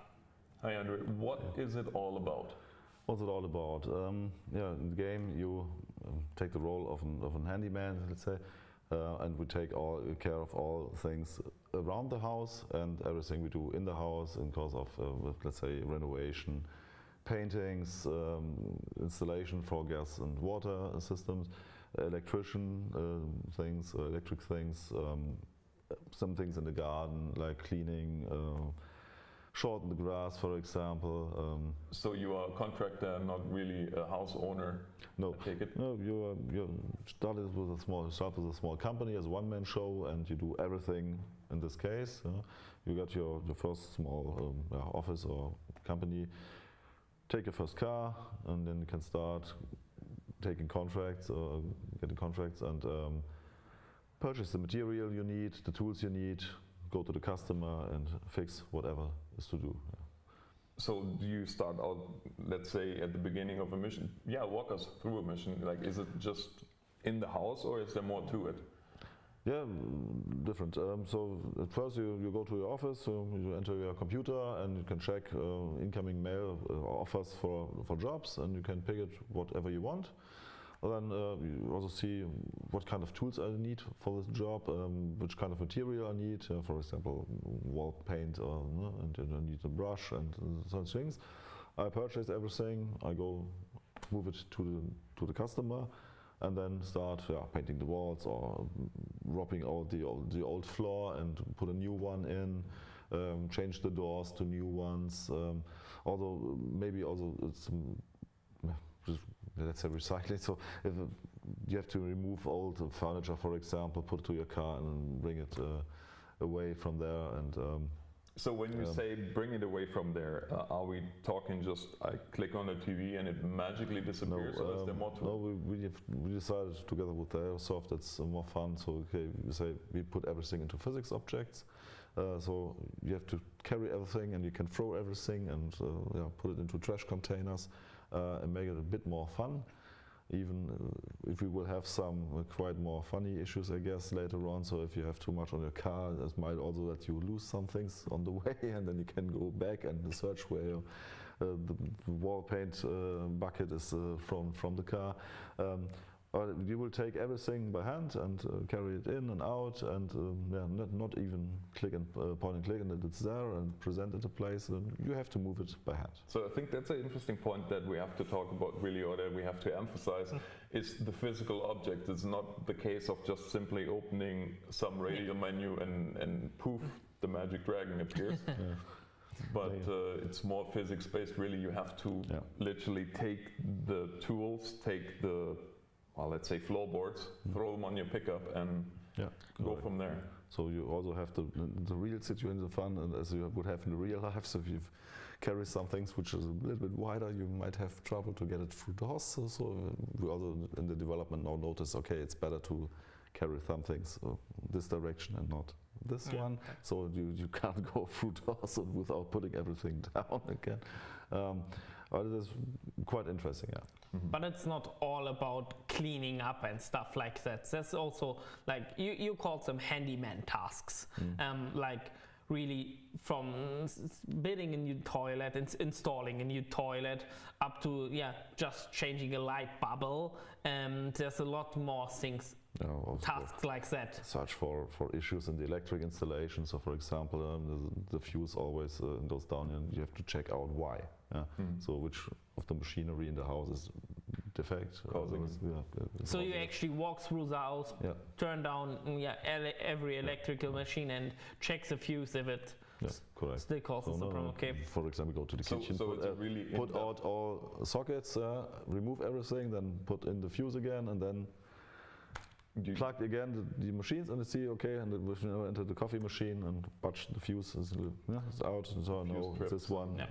So it's a really a way more manual approach to everything, really. Not only moving stuff, but also to troubleshooting electrical systems and so on. Will there be anything like we talked about